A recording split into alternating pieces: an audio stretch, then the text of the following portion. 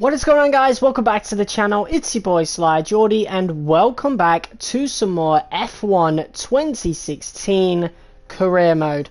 And today is going to be a big one. It's double episodes for us right now. We're going to not only be doing the United States Grand Prix but also Mexico. Just checking audio. Looks like we're doing pretty good.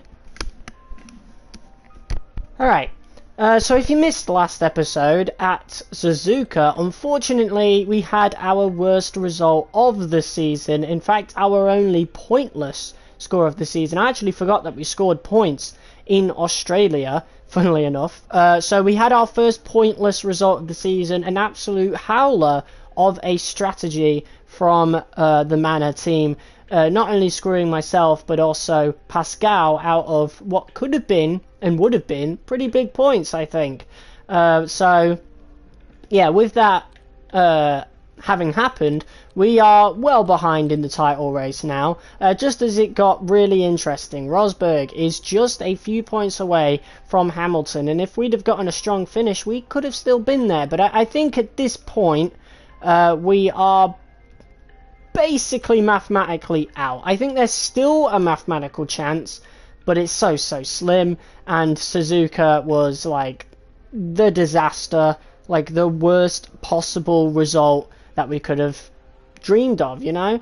Just a pointless finish, and it sucked, right? And we got nothing but the team to blame. I don't know what that strategy was. It's never happened to me before where a team has set a strategy and it's just been so unbelievably bad, and they didn't even want to change it or anything. It's just, yeah, I don't know, man. It was like a really bad strategy. Probably one of the worst probably the worst I've ever done. So, yeah. We know it wasn't my fault, and the only thing left to really focus on right now is kind of securing P3 in the Constructors. There's still a decent chance, I guess, of getting P2, but of course, you know, those efforts also took a hit at Suzuka as well. So we have Ferrari hot on our heels, so hopefully not only myself but Pascal can get some good points for the team and retain the third spot in the standings. So here we are in Texas, very recognizable big tower slide looking thing. I have no idea what that even is, to be honest. I've never really looked into it, but yeah, we are here in Texas, which will most likely be a fully dry weekend. Apparently though, it's going to be mixed conditions on track, so for a place like Austin, Texas, that's definitely pretty weird. But without further ado, let's hop into practice one and yeah, get this episode underway. This is going to be the only practice session. Usually we do 2 practice sessions per episode, but since we're doing 2 Grand Prix this episode, yeah, this one is going to be a little bit shorter in terms of practice. Here in Austin, so we should start to see the cars take to the track. Welcome to today's practice session at the United States Grand Prix. Alright, and this is round 18. It seems so long ago when we first started this. Once again, nice to see you, Ant, and I wanted to ask you about how you go about improving the car over the course of a practice session. How much would you say is already known from the pre-race simulations, and how much do you have to do, you know, how much do you have to work on with a real car on a real circuit? Well, that's a good question, Crofty, and I suppose the simple answer is that there's no such thing as too much information. As you say, the bigger teams have very complex simulations, vast numbers of clever people crunching the numbers back at base, but what they can't tell you is stuff like how the track condition's going to be, or what the temperature's going to be doing over the course of the day, and how all of that's going to be interacting with the tyre. There are so many millions of tiny variables involved in getting these cars around a racetrack quickly, but the computer can't tailor the car to a driver's specific balance requirements. At some point, you still need to put a human being in there and have them feel it through the seat of their pants. And that's why we end up with different drivers having different setups. So what I'm trying to say is, Crofty, nothing beats on-track testing. Alright, well, this is our first time driving Texas on this version of the game, of course.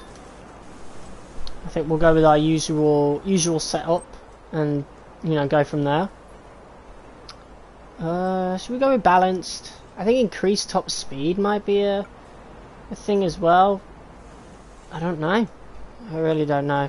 I always forget which one we usually go with when we do Texas, so I'm just going to go with the safe route and go balanced.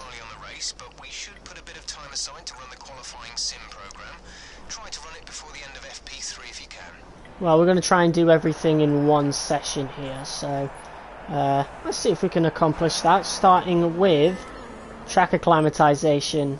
Checks complete. All personnel be aware we have a car leaving. Alright, here we go.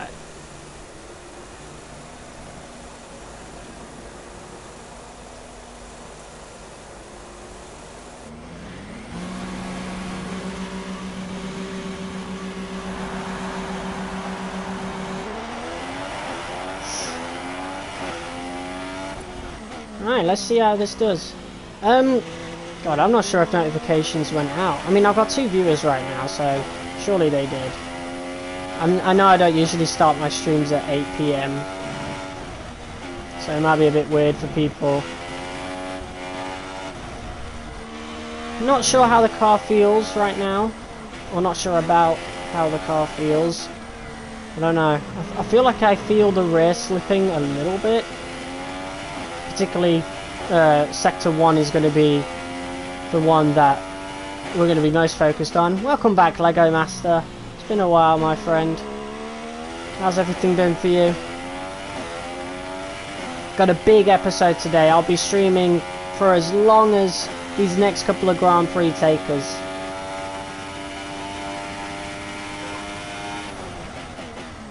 Honestly though, a lot of you do tune in quite often, so I won't be surprised if I turn up immediately on your homepage as like recommended, since, you know, some of you turn up to like every stream. Would make sense.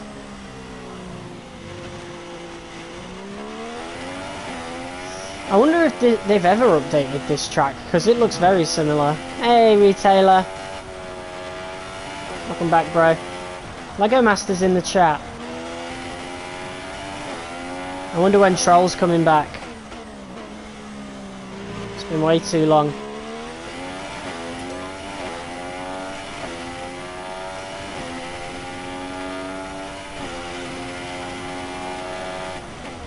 Yeah.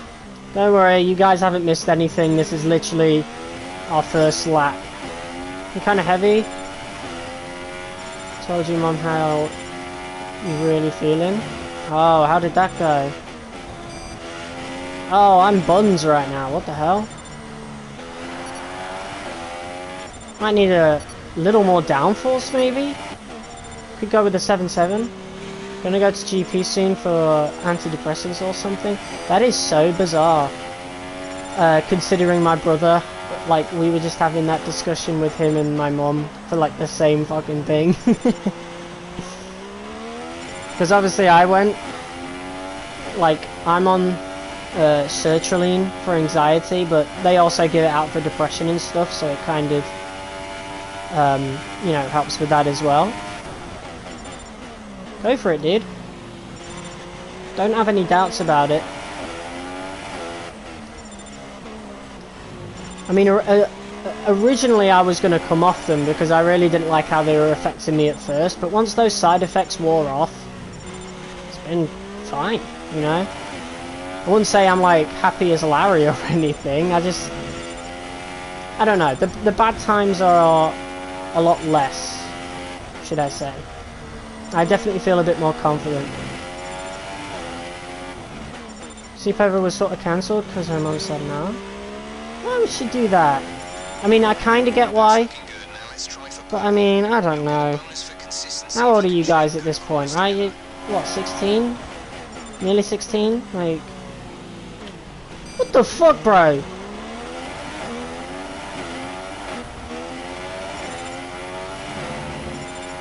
I mean, I guess you'll still be able to see each other, just not sleep over, which definitely sucks. Yeah, then, like, you're both nearly adults, right? So, I don't know. But either way, in a couple of years, it's not like she'll have the, you know, legality or whatever to make that decision. I don't know how it is at 16, but I know at 18 there's no excuse to be like controlling it all.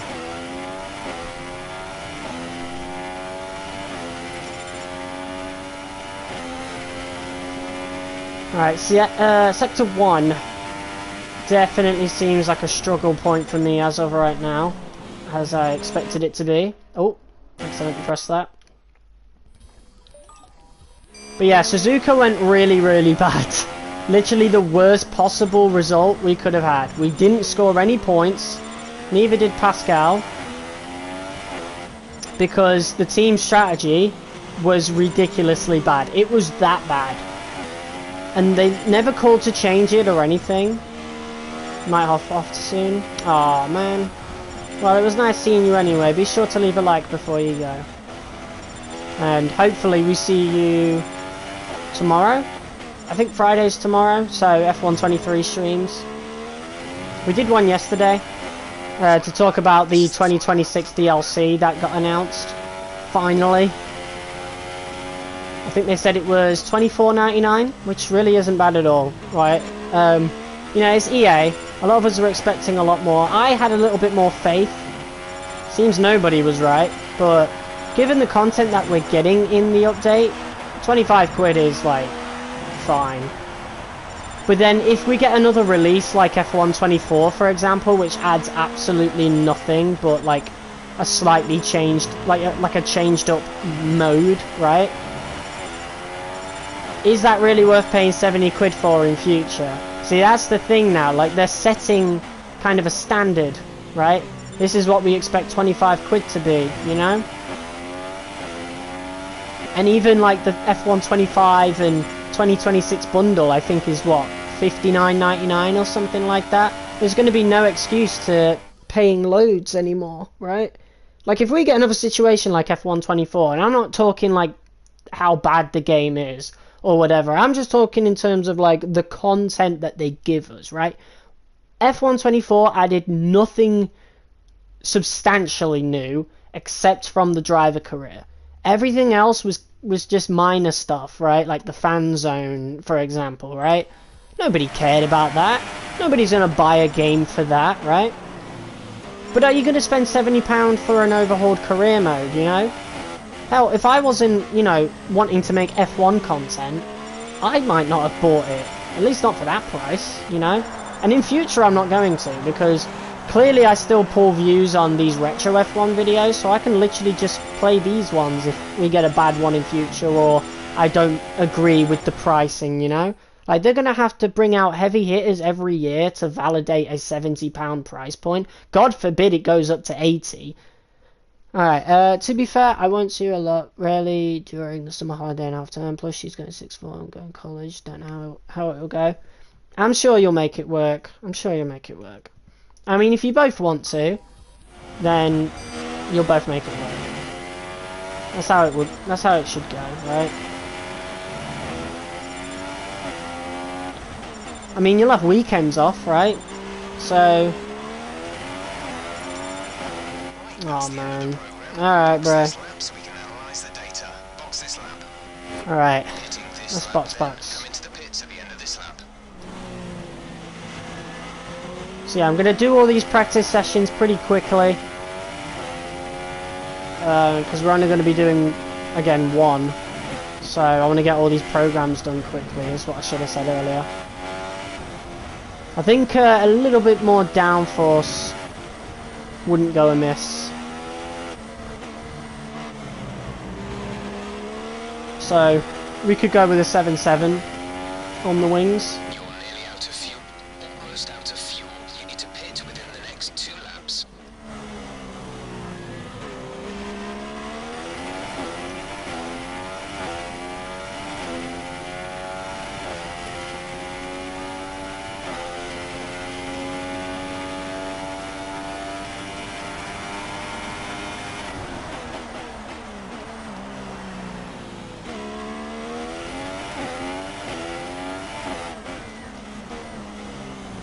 Yeah, I definitely feel like we need more downforce, particularly for sectors 1 and 3.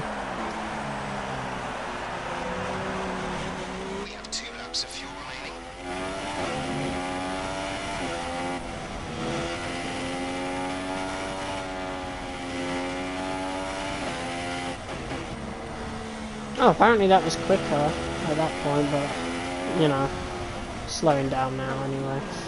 Jesus, yeah, definitely some more downforce would help.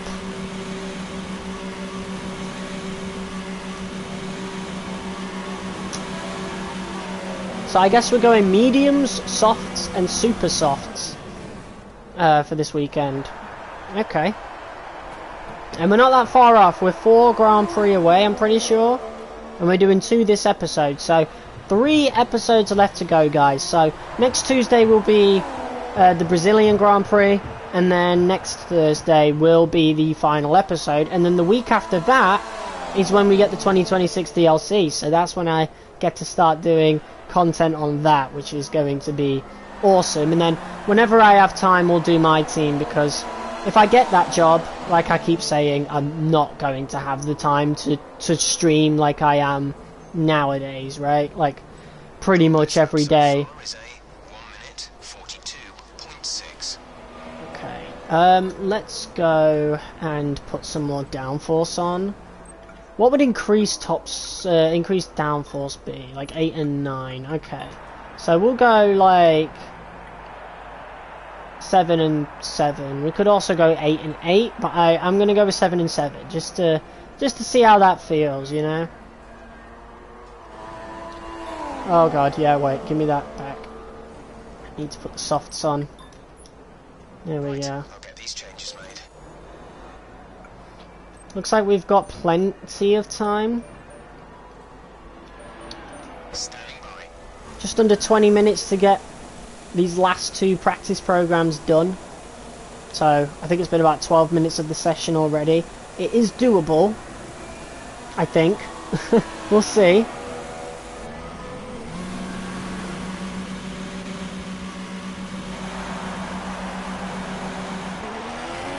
Everything alright, bro?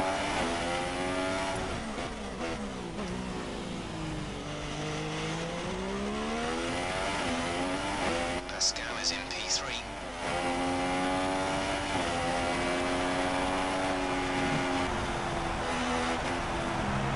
It feels a little better. I don't know, man. It just very stiff around these corners. I mean, the 2016 cars don't have much downforce to begin with, but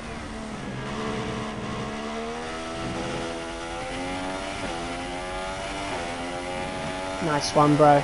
Nice one.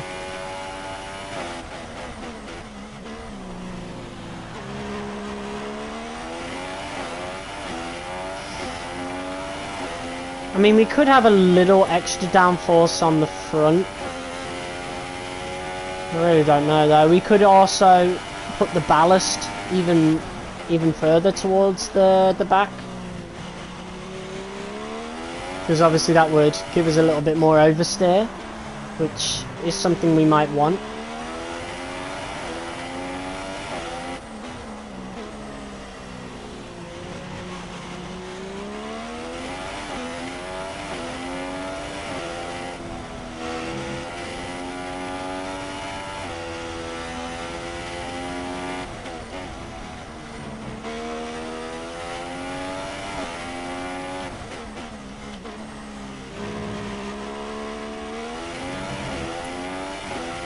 Alright, let's see how this goes.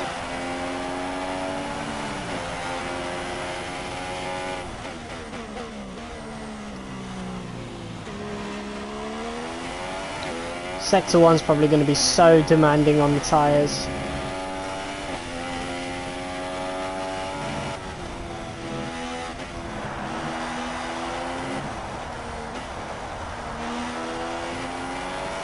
Doing a good job so far.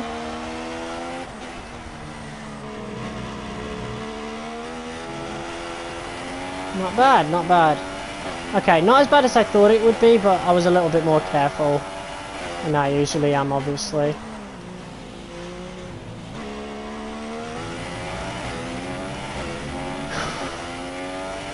Our qualifying form has not been the greatest lately, so I'm definitely hoping for some improvement.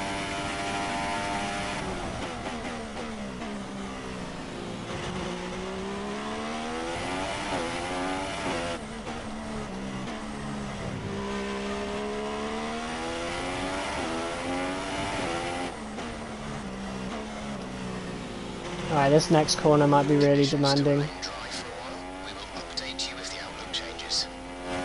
Alright, bro. Oh, back in the purple. There you go.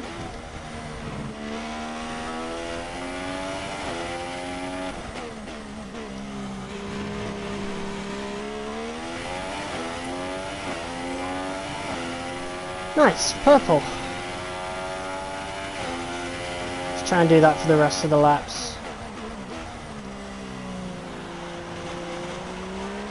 Okay, we're happy with the pace, and you were especially good to the tyres that lap. Nice.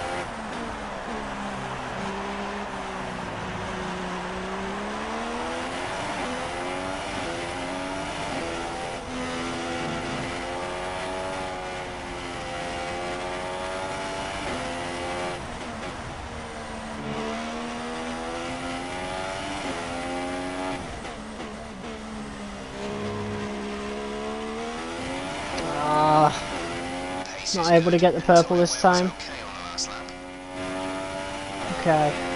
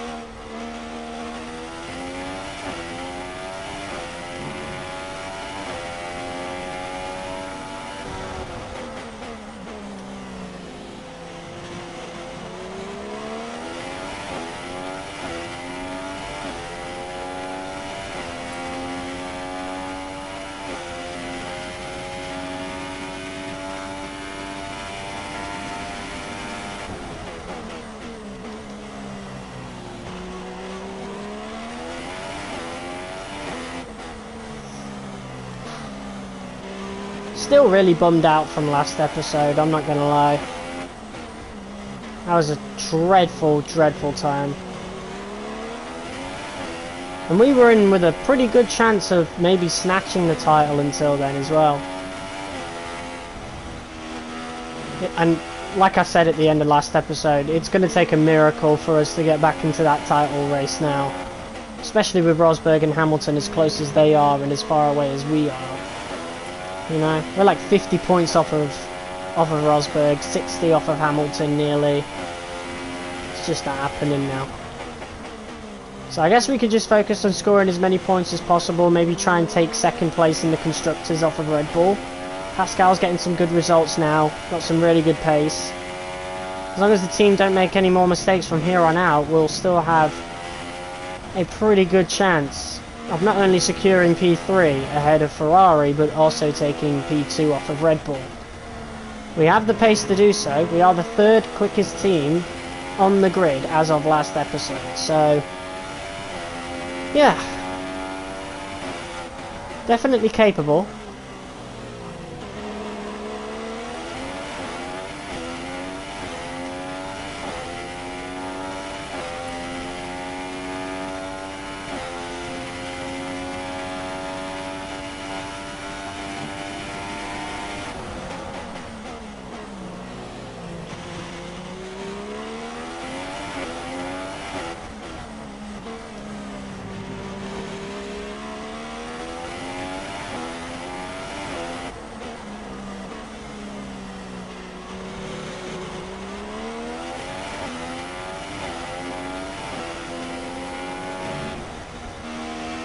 Oof.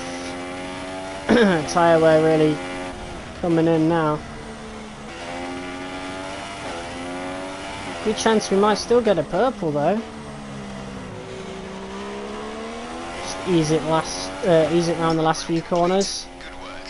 Not bad. The garage will start going over the data. Confirmed. We'll receive you at the end of this lap. Right, how much time do we have left of the session now? That's what I want to know. Will we have time to get out on the super softs?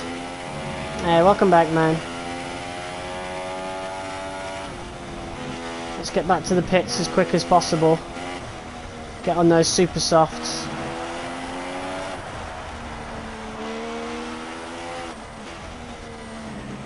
Then we could get right into quali. Pascal is currently in P5. Yeah, after the disaster that was last episode, I think it's pretty safe to say we're not in the driver's title picture anymore.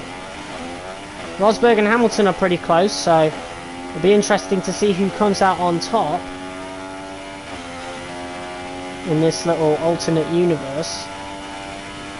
But in terms of ourselves, mathematically we're still in it, right? With 4 Grand Prix to go, only 50 points off, right? But yeah, it's like 50 points off. It would take a miracle for us to catch up and be within a chance of snatching that title at this point. There's 4 laps of fuel remaining. But hey, we were in like what, the second worst car on the grid at the beginning of the season? Maybe the worst? And now we're what, the 3rd best car on the grid? And we've been in the championship picture for like this long? It's pretty cool, man. We did a really good job. And in F1 2017, when we do that retro career mode, we're going to be on a top team.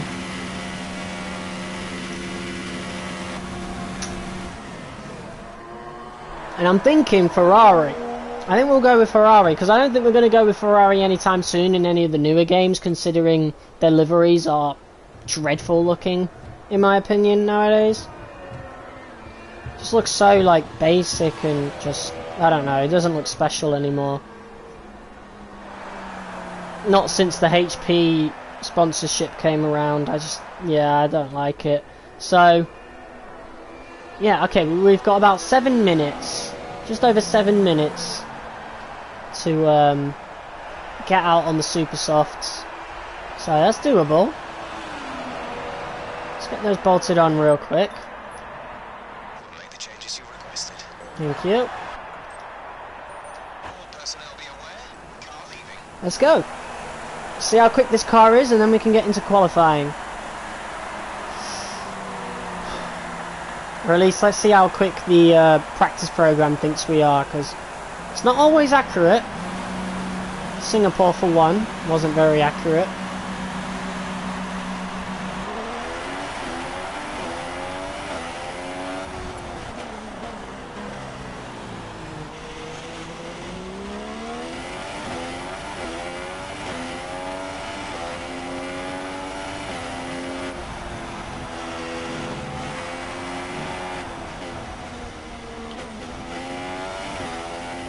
Do want to get past Button. You're on an outlap, mate. Just get out of the way. Unbelievable, this AI. I tell you what, if there's one thing I won't miss from this game, and there'll be a lot I miss, the AI in practice and quali, it's not one of them. I will not miss that. Hopefully it was improved in 2017, but we'll see in January when we play that. Hey, what's up, Quasmo? Welcome back, bro. Big episode today. 2 Grand Prix. Oh, I'm happy to hear that, bro. Or happy to read that. Happy to see that. I don't know.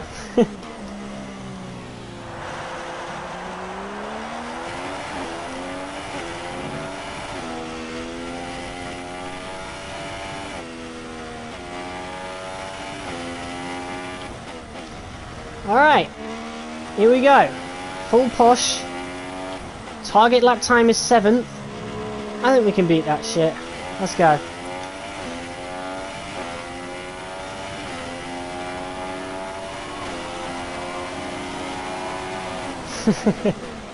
You'll get there, bro. Slowly but surely. Now fucking Palmer's in the way. Hello? Hello, I'm on a push lap. Get out my fucking way. Changes to the weather. Unbelievable, bro. I can't believe it. And then he stops after I've passed him anyway. Like, what's the point?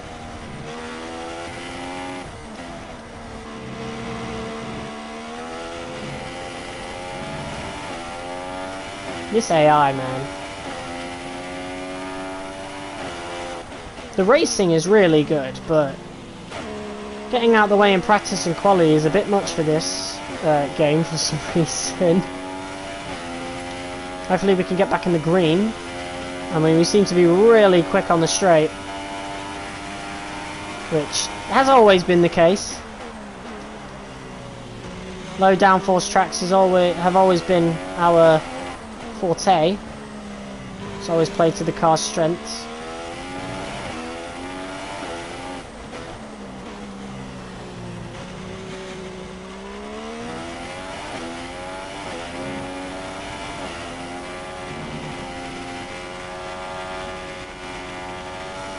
Why are we going so wide? No way I've got this much tyre wear already. I don't believe it. Maybe I just took it wrong. The fact we have to lift round here is wild. Like, lifting at all is just so alien to me through that corner. Alright, there we go. Austin, New Mexico I really like. I like Austin, right? You don't see it much in my career modes though, because I don't like to have too many American Grand Prix, and I like Miami, and I like Vegas, you know? So you don't really see it much. But I do like Texas, I promise.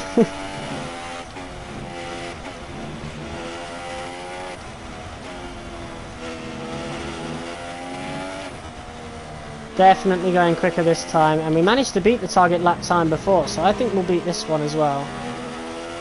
Bit slower coming out of the exit there. Not a big fan of Miami.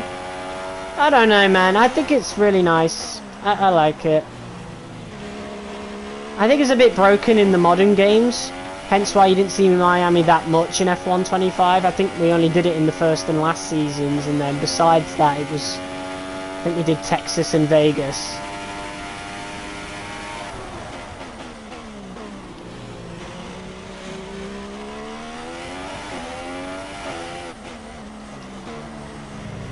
So stressed right now. I keep checking my Discord every 2-3 minutes. Oh man. Okay, we're going a lot slower now. Tyre wear definitely kicked in. That's a shame, man. We could have been on a much quicker lap on that first one. But fucking Palmer ruined it. Go back to punditry, you dickhead.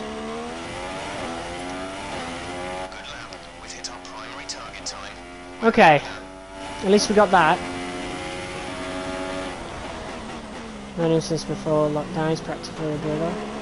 Well, you made him promise. I wouldn't worry about it until you wake up tomorrow. You know? Crisis averted for tonight.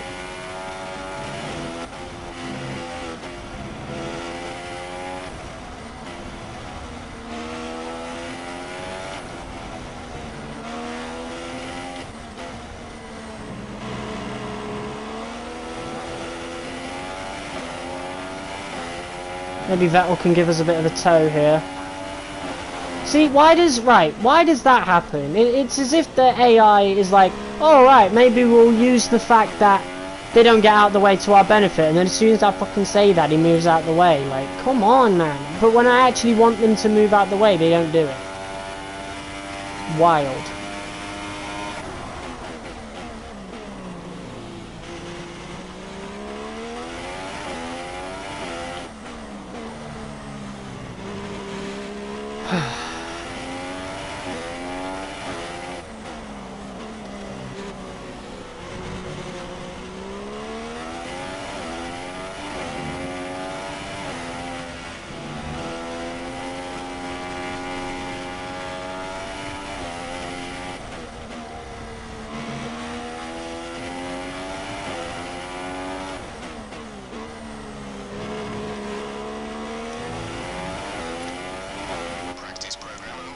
11th. Okay. Return to the garage pronto. But the best result was 7th, so we managed to hit that target. The estimated position is 11th, but that's on like much older tyres. Understood. Stopping this lap. And we just about managed to finish that all those programs in time.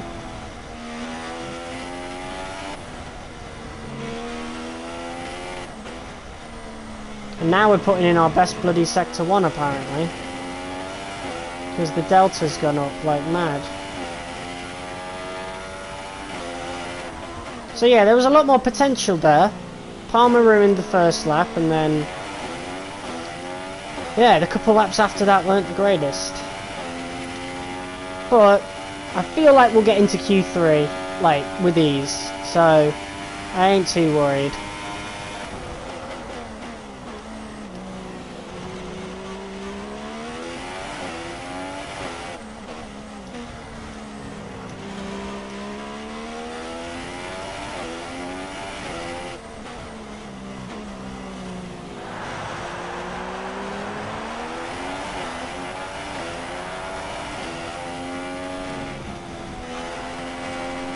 So weird having to lift through here.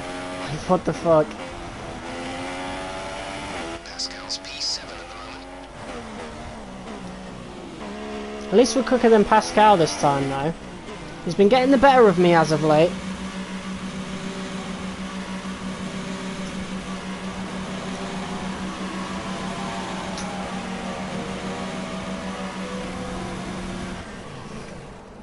Okay. Pretty good practice. Definitely, I'm a bit more hopeful about this than I was for Singapore and Suzuka, so yeah. Could be a good Grand Prix.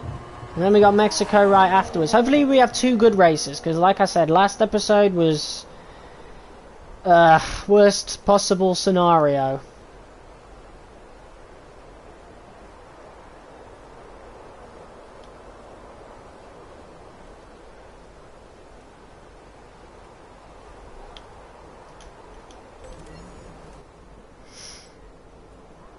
Yeah, I mean, look at how slow that first sector was compared to the other 2 laps. That's because Palmer got in our way. And then we just never really recovered from there. Did exactly the same in sector 2 for lap 2 and 3. As all the cars are now over the line. Okay. So that was our quickest lap and Palmer got in the way. So we don't really know the full potential. Even with that first lap, we beat the target. So I think this is going to be a really easy Q3. But we'll see. You know, I've been wrong before. We could be wrong again. But usually when we do well in practice, we end up doing well in the race. Now, you guys do need to remember that it is mixed conditions on the track. So we're going to have rain at some point. We just don't know when that is. It might be at some point during the race. It might be all qualifying. I don't know. We will have to see. Quick look at the class of...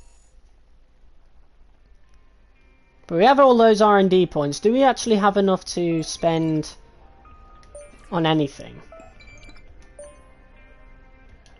We'll have a look. Hi, how are you? I'm just passing on your qualifying goals for this weekend.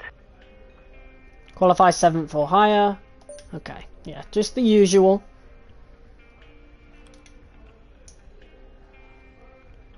R&D. So what's the next thing we're going to go for, right? Like, with the pace that we're receiving these resource points, I think there's a good chance that the next upgrade will be our last, right? So in terms of our engine power, right, we've got the Mercedes power unit. There's no need to upgrade the engine anymore because we already have one of the best ones on the grid, you know. So honestly, I think it'd just be chassis weight, right? That's the most expensive one here. It's going to take us a while to get that. So maybe it might not be the one that's worth getting, right? Because you know, we only have like 4 Grand Prix left to go, including today. So 3 Grand Prix left to go to get another upgrade, right? So I feel like the drag is probably going to be the next upgrade that we do, because we will not have enough time to get enough points for engine power or chassis. And fuel, I've never really been worried about fuel anyway. Honestly, we could have just not upgraded this at all, but you never know. But anyway, what's this about energy store cells? But there's no ERS on these cars, right? Huh? Oh no, that's the energy recovery system. So they probably had like energy stores already. They just didn't have the energy recovery system. My bad. My bad. Alright. Let's get into qualifying. So yeah, we need to get up to 750 R&D points to get the drag upgrade, or drag reduction upgrade. And that will be our last upgrade of the game, of the season, whatever. Qualifying session to begin here in the United States. Welcome to the Circuit of the Americas. Hell this is yeah. the kind of track that eats rear tyres for breakfast, or so I'm told by more experienced drivers than myself. Well, tyre management is key here, specifically the rears. It's all too easy to overheat and wear the rear tyres as they're punished out of the low-speed corners. Most teams won't be able to avoid some kind of issue here, especially the teams that are running less downforce. Well, we're running a bit more, Okay, you should be able to get into so the we'll next see what qualifying happens. session easily.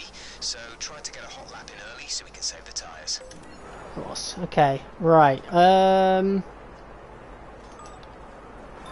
Yeah, we want a hot lap early, so I think I'll just go on the softs first, and then the super softs afterwards.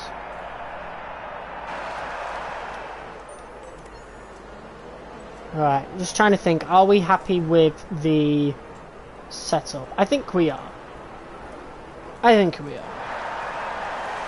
I mean, I don't know, I do think the car could be a little bit more responsive, but like if I make this change in its buns, then yeah, it's gonna be really bad. But I definitely want a little bit more oversteer to make it through sector 1, so we'll put the ballast just a touch more backward, and if that doesn't work out, then yeah, that wasn't a risk worth taking, but whatever. I want the best possible results, so yeah, so it's gonna happen in the race. That's wild. So it's gonna rain in the race at some point. It might even start in the rain, who knows.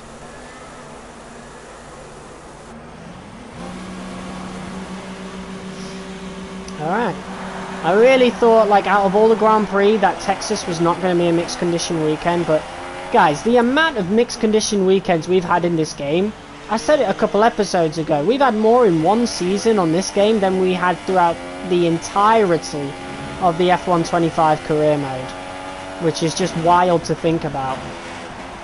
And I always put it on approximate, you know, weather thing as well. I tried to make it as unpredictable as possible, and we still barely had any wet races. And I get it, that kind of matches real life, right? But it's a video game, man. Live a little. I don't care how many wet races I have. Well, I do, but like, I don't want too little, because then the season gets kind of boring, you know? Always the same conditions, always the same strategies, you know? This one has been like entertaining the whole way through, you know? Other than last episode, but that's completely down to a really bad strategy.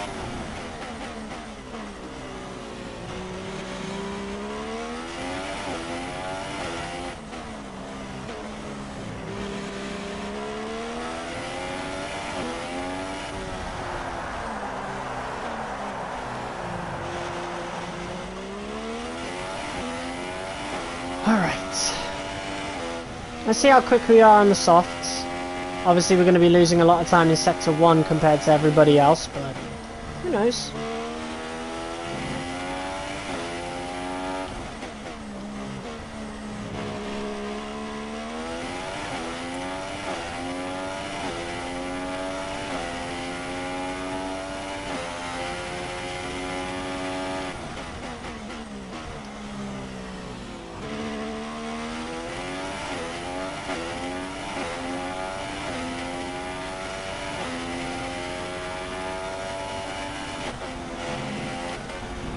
Yeah, I think moving the ballast a little bit more towards the rear was a pretty good idea, because these corners feel a bit easier to go through now.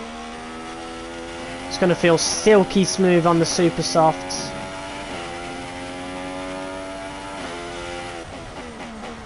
At least I hope it will be.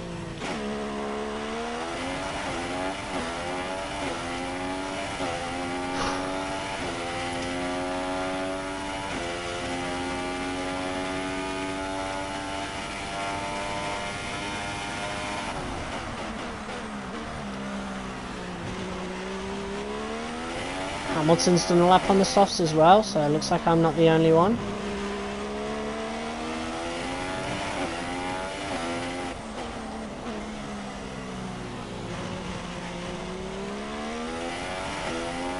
I think the corner exit of that is a bit difficult to get this car through.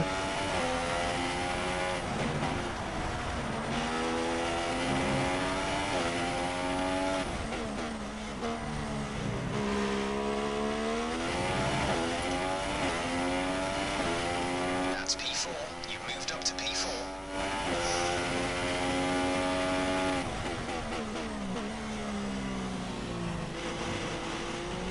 Got really itchy nose for some reason.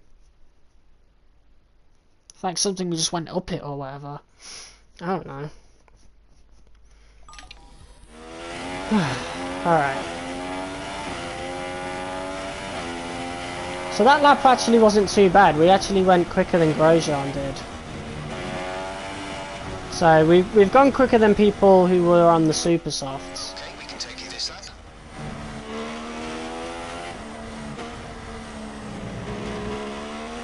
I think my mum's put the bloody eating on again. Jesus. Whew. Hey people watching, what's up guys? Be sure to smash like. Subscribe if you're new. And all that.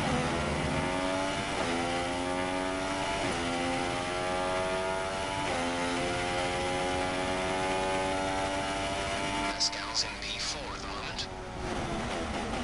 Nah, he would have been on super softs.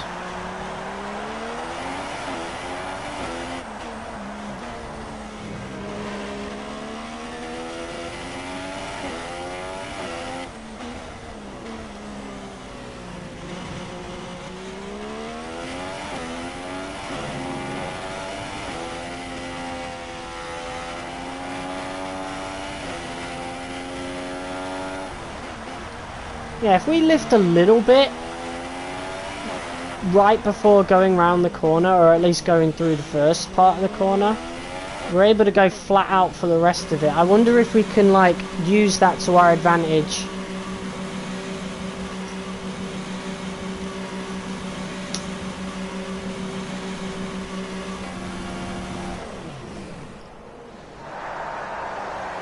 Alright, well, that was the scrub set.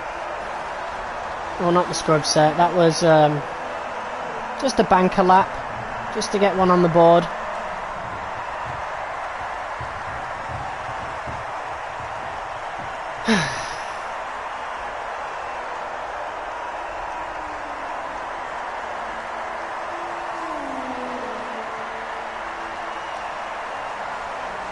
Fairline just went past. So, I think he's on an out lap. McKern decided to fall. Balls. Was he on the super softs? He was. He was only about 6/10 off of pole, which isn't too bad. I love how Pascal's doing good now. He's going to be hopefully scoring points for each of the Grand Prix, like for the rest of the season, right? Because I mean, he would have last episode if it weren't for the team's awful strategy. Same with ourselves. We had a near perfect record of every race scoring points. I don't think I've ever done that, right? And there's always been about 1 or 2 races where I finished outside of the points in every career mode.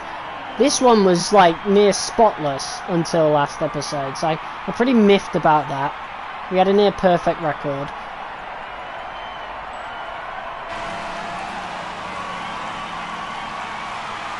I think Verline just came in.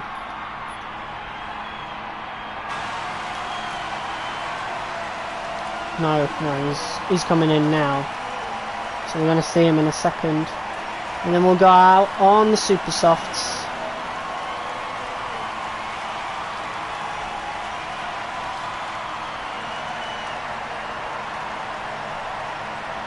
Yeah, here he comes.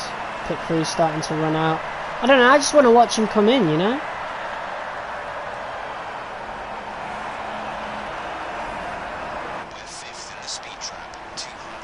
Oh wait, yeah, shit. I felt like he was going to come from the left so we'd be able to see more, but this fucking geezer in front is blocking me view.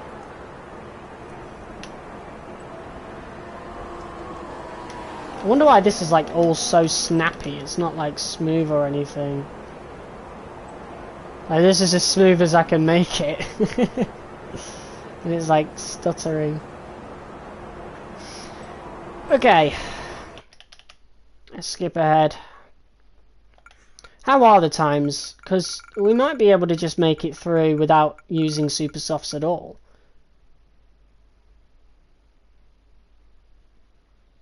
Yeah, I think we'll just make it through regardless. Easily. P10. With a 139.5. And we were like, yeah, 5 tenths off. 5 tenths in the clear. So Bottas. Once again, Bottas getting a bit too confident on the softs. Doesn't decide to go out for another lap. And he's knocked out by a Renault. Of all teams. Yeah, Renault had their one good weekend at Suzuka, or at least one good quali, and then they've gone back to being one of the worst teams again. Okay. Yeah, so now we have an extra set of Super Softs to work with. I wonder if we could use that to our advantage, right? Like, if we perhaps like set a really quick lap with a set of Super Softs, right? And then that will be our quality time, and then we go out like right at the end to make sure we have a used set, and then that gets used. Oh wait, no, we've got a super set already reserved for the race. Scratch that then. I was thinking like unless we do like a Super Soft to another Super Soft, because then we'll have a fresh set there if we just use it. That's what I do on my career on F1 2019. Does it work? Because I've never tried it before, right? Like if I only use the Q3 set for like an out lap and then I just come back in without barely using it at all, does that count as like being used and being available for the race? I doubt we'd have to do a 2-stop onto the Super Softs. If you're a top team, then maybe. I mean, I'm always in the top 10 every race, so the rule of like Super Softs having to be used, or at least the softest compound, is always enforced for me. Well, for the most part. Sometimes we qualify outside the top 10. Kinda nearly there already. I am there. Man is like the 3rd best team on the grid at this stage in my career mode. I don't know how close we are to Red Bull. I haven't looked without having the face cam in the way. But we are one of the best teams on the grid. We're already better than Ferrari, for example, right? And I mean, we are ahead of them in the constructors. Mainly down to me, right? But Pascal started to bring in some points now as well. Alright. Oh, snap. Get out. Get out now. Oh, snap. Alright, well, that completely changed whatever plan I was going to concoct, because we got 5 minutes to set a fucking lap.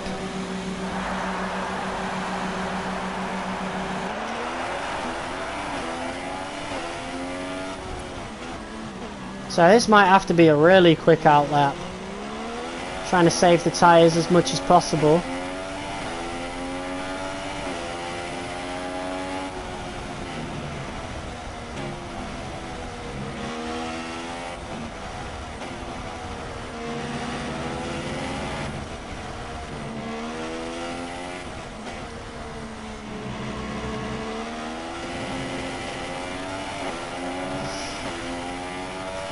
If only Grosjean would get out my way.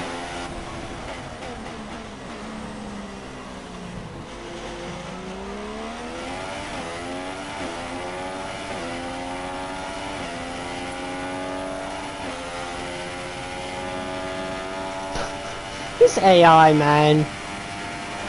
Way too late to get out of the way, you know?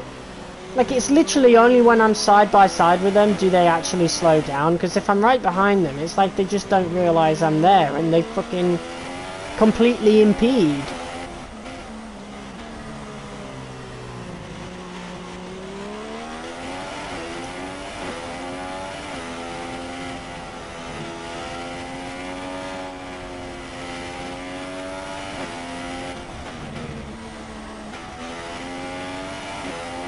Alright, here we go.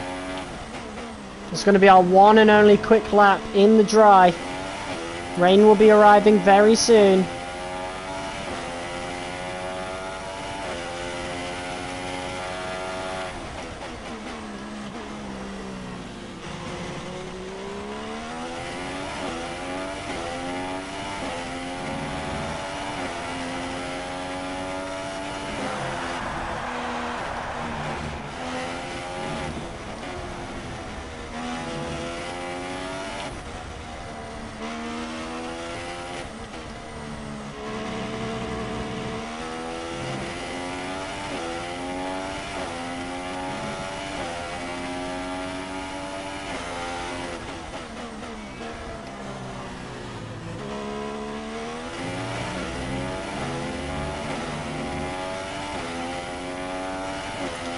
Might have lost a bit of time being on that curb for so long.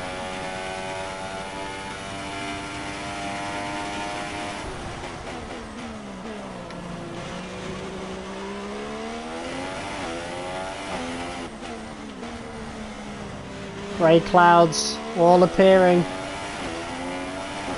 Look at that. Definitely going to rain very, very soon. Might already be raining, I don't know. Maybe it's my mind playing tricks on me, but I think I see some raindrops.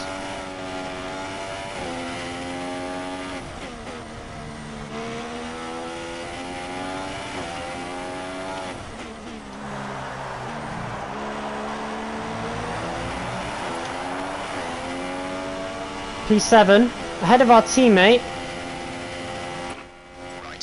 Pretty much what the game predicted, to be honest. Like, unless anybody beats that time, we've pretty much got the predicted quali position.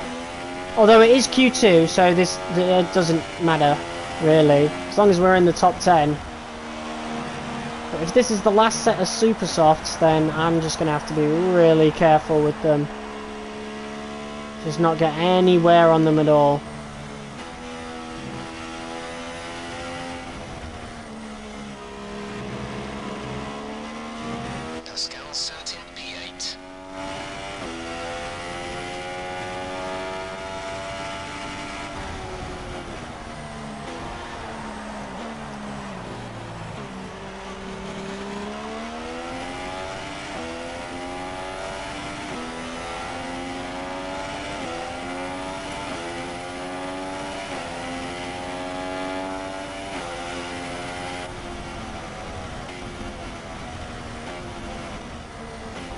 Rain's not here just yet.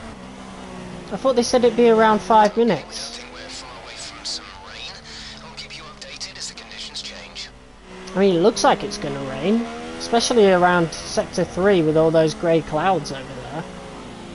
Behind us it doesn't look so bad. Well, in the Sector 1 area it doesn't look so bad.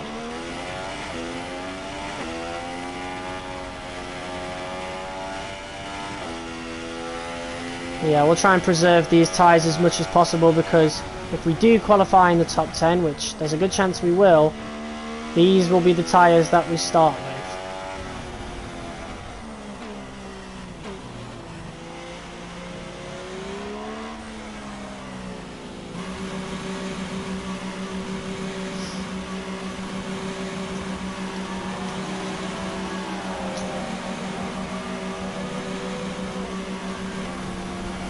Oh, somebody's beating my time.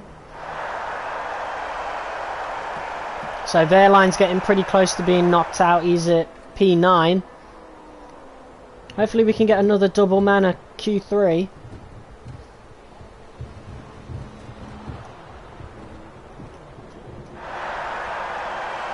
There's Verline, who's just come in now.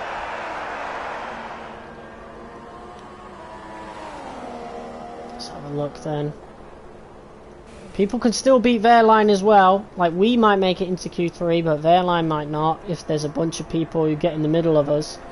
So far, our fastest lap is a 1:38.9. Yeah, that's exactly what we needed.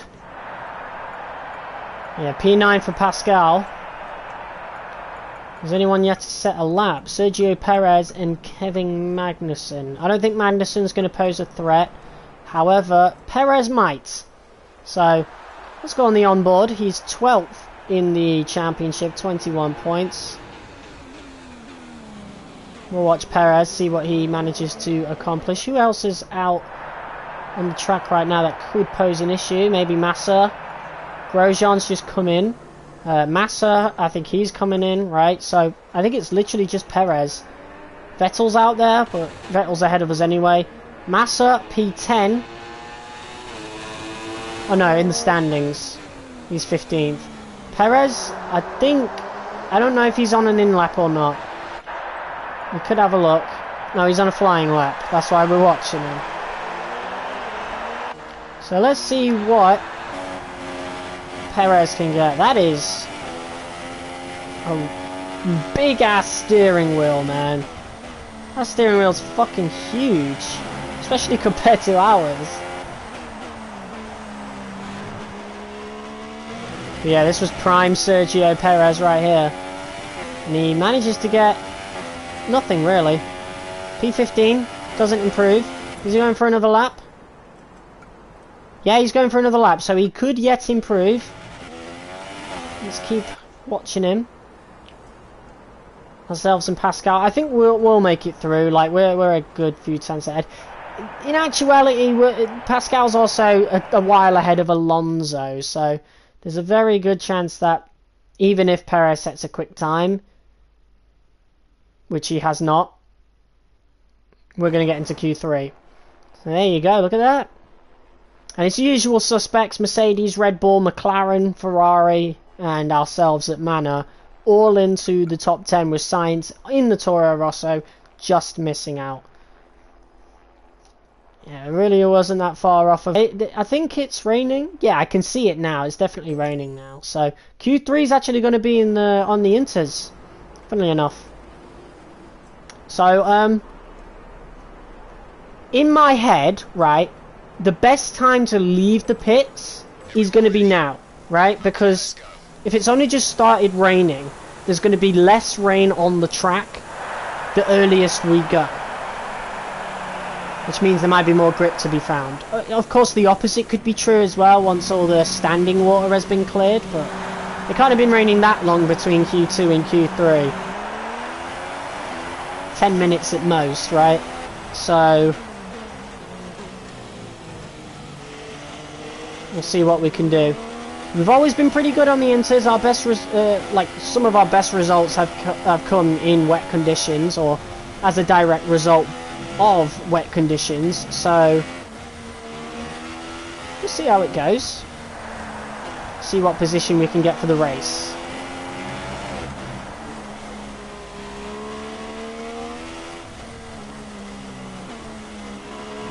And if we finish this by 10 o'clock, as in the Texas Grand Prix, we're right on schedule, to be honest. It'll be as if you were watching one of my 7 PM streams and then, well, we did 8 PM because I tried to figure it out, right? Because most of the episodes are around 2 hours long, so I thought, right, so the first race might last until around 10, and then I'll get to finish this at 12 anyway. I won't be up late with the episode. So that's why we started at 8. Didn't want to start too early. I never like to stream it too early. I always like to stream late. But not too late. You know, I have like a set period of time where the views have always been at their best, you know? And that's why I stream and keep to those times.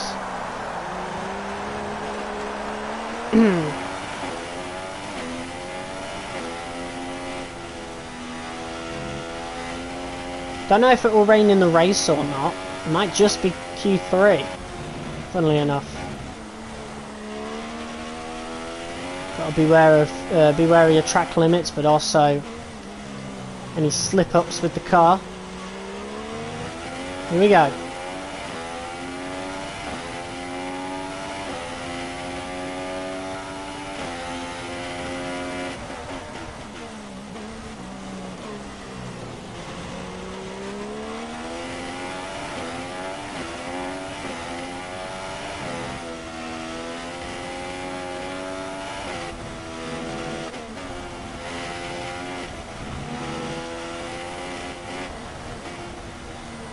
Yeah. Oh my god, it's like a boat.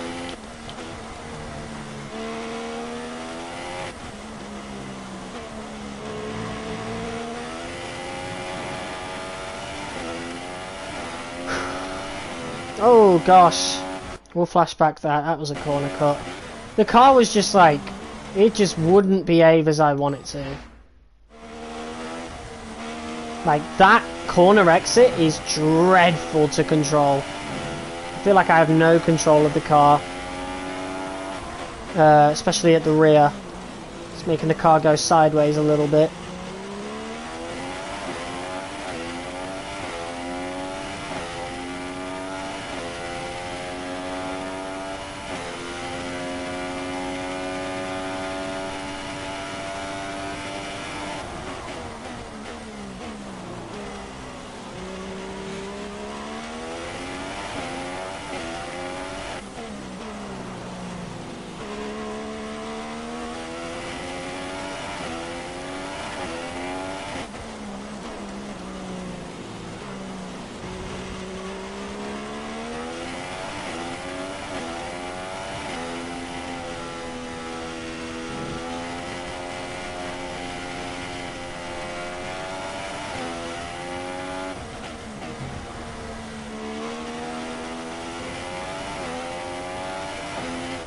See, the good thing about the inters in qualifying is that we can actually set multiple laps without worrying about tyre wear. We weren't that far off of Rosberg, about 9/10, which is quite far, but considering that's the Mercedes, you know, isn't the worst in the world. Tyre wear is not really dreadful, it's not really going to affect much.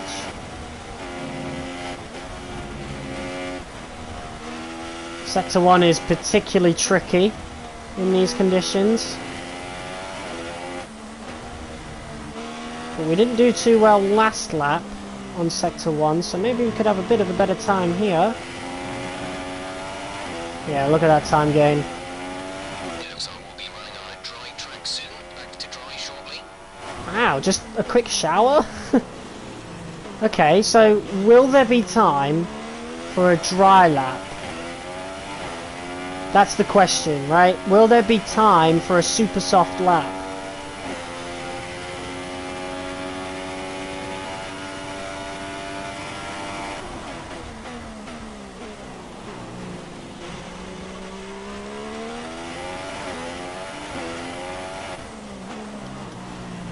Purple Sector 2.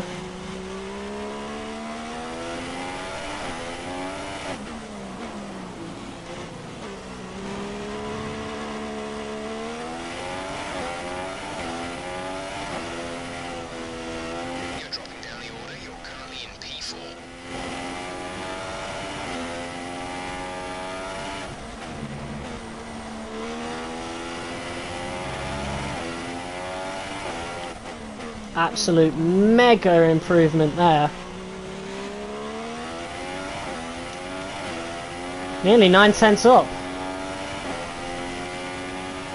Good enough to reclaim P3. But the quickest Sector 2 and 3, so if we can get like a quicker Sector 1, which has already been a decent start. I mean, obviously the laps are going to get quicker and quicker. It's stopped raining now. So yeah, like I said, the laps are going to get quicker and quicker. We'll do one more out on the inters, and then we'll see if we can wait for super softs.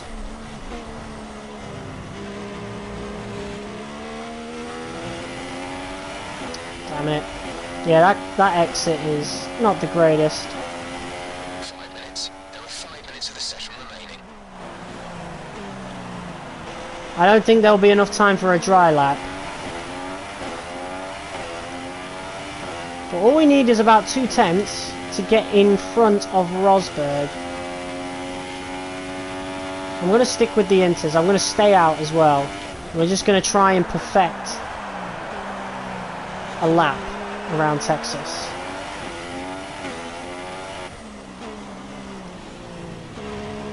Of course, the other cars might be staying out as well. Maybe they've settled. I don't know. Let's hope for the latter.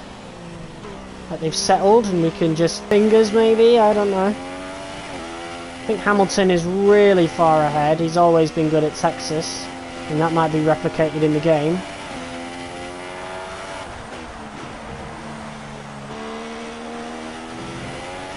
Yeah, screwed it up on the final couple corners.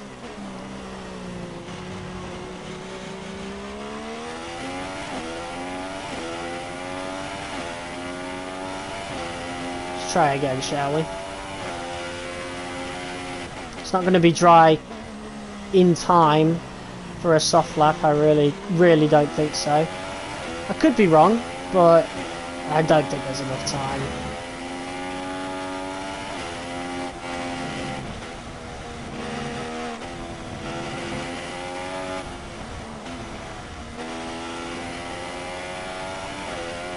Definitely a lot more grip because I went deep then, but we still gain time. So it's just getting quicker and quicker, guys.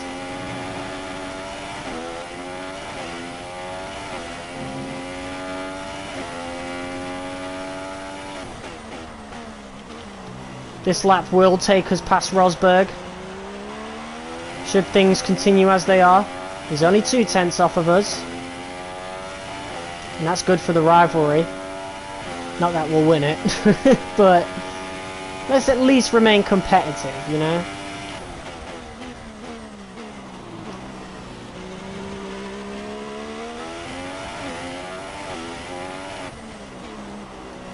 Yeah, purple sector 2 once more.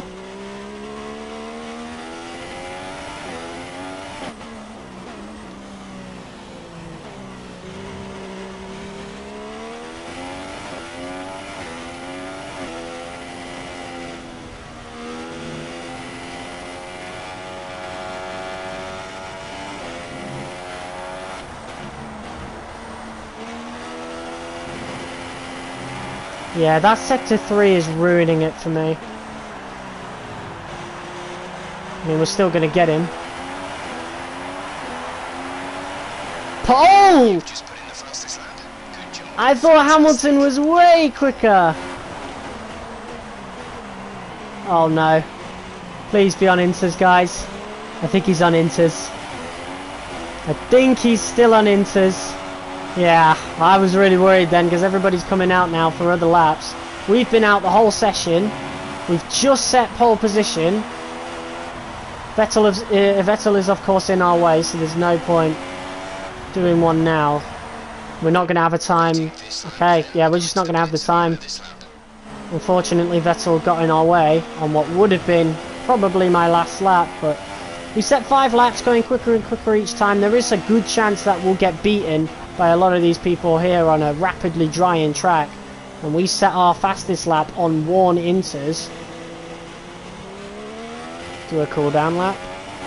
I mean, that's what we're doing.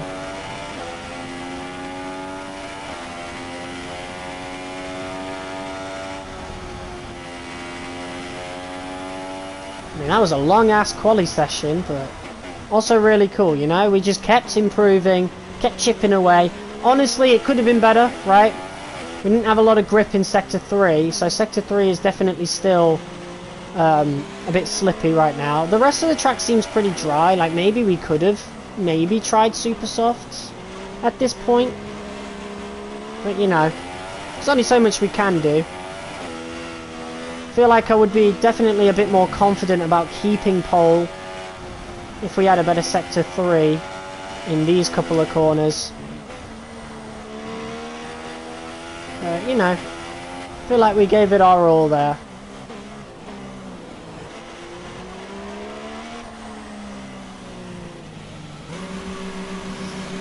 Alright. Nice job. Oh man. It was close. It was close. For the race tomorrow. But it's Nico Rosberg that takes pole position. Who are Rosberg, Amana, and Lewis Hamilton. With qualifying complete, all that remains is the We did main good event. though. P2 is definitely overachieving like what we would have gotten had it remained dry. We're definitely better than the AI in the rain, so yeah, a little bit unlucky at the end, right? Like if we managed to set another lap I mean, to be fair, even if our Sector 3 hadn't have, you know, dropped a lot of time, he's like a second ahead. So I don't think we should feel bad at all. I think Rosberg would have beaten us either way. So that's the best we could achieve. P2, I'll take that any day, and our teammate got a P6 as well. So it's looking pretty good. So hopefully the race will go by a lot smoother than it did at Suzuka, and we can go into Mexico with our heads held high.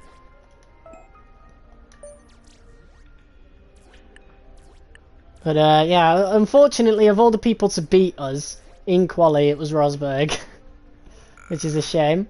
And once again, the rivalry is lost. It's a shame that the rivalry never changes until you win it. So, you know, we're just going to keep, you know, getting beaten by Rosberg, it seems. Hey, how are you? I have some information on the race goals you should keep in mind. Finish the race in 5th or higher. And then, of course, beat Pascal. Okay. Definitely doable. Starting from P2, we could even go for the win. Let's see.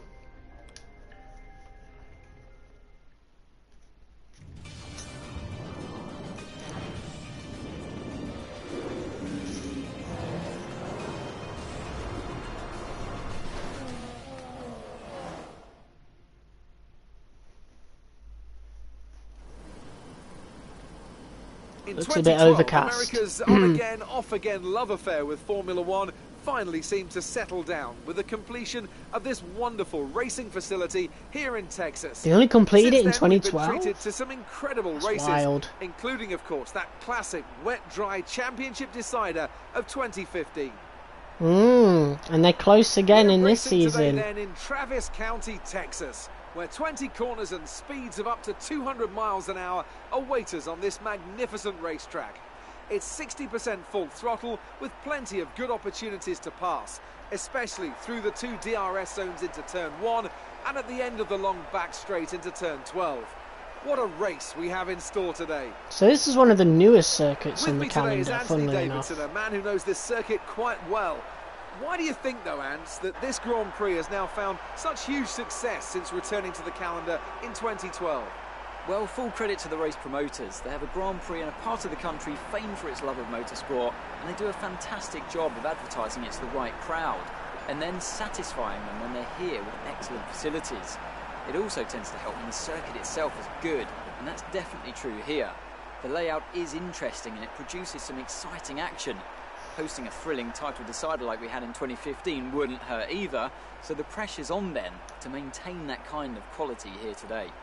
Okay, you can brake late into 1 because of the incline. It's a slow corner though, so make sure you stay out of trouble. Good luck. So before the Alright. let's remind ourselves of yesterday's qualifying session with a look at the starting grid. Nico Rosberg will start his Silver Arrow from pole position and a Manor alongside. Looking down the rest of the grid, we have Hamilton, Ricciardo, Max Verstappen and Wehrlein, Raikkonen, Alonso, Vettel and Jenson Button, Sainz, Grosjean, Esteban Gutierrez and Magnussen, Massa, Perez, Valtteri Bottas and Nico Hülkenberg, Kvyat and Palmer, Felipe Nasser and Marcus Ericsson rounds off the grid. And with preparations almost complete, let's head down to the track.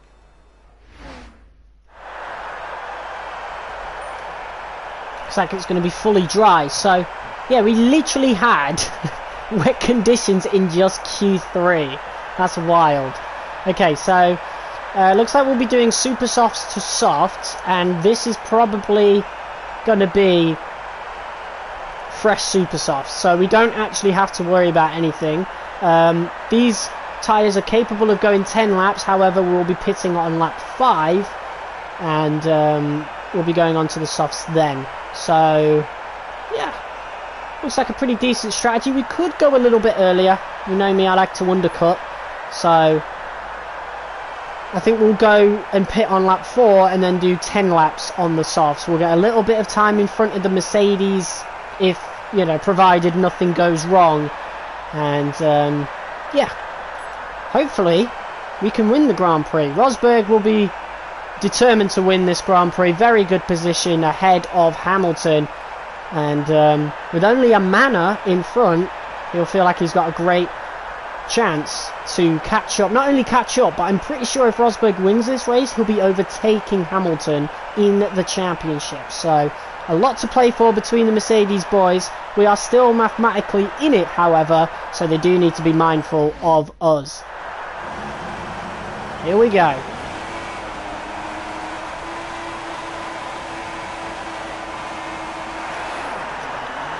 Here we go, lights out, we're underway, and it is a pretty good start for us. Rosberg, decent start, but we're on the inside.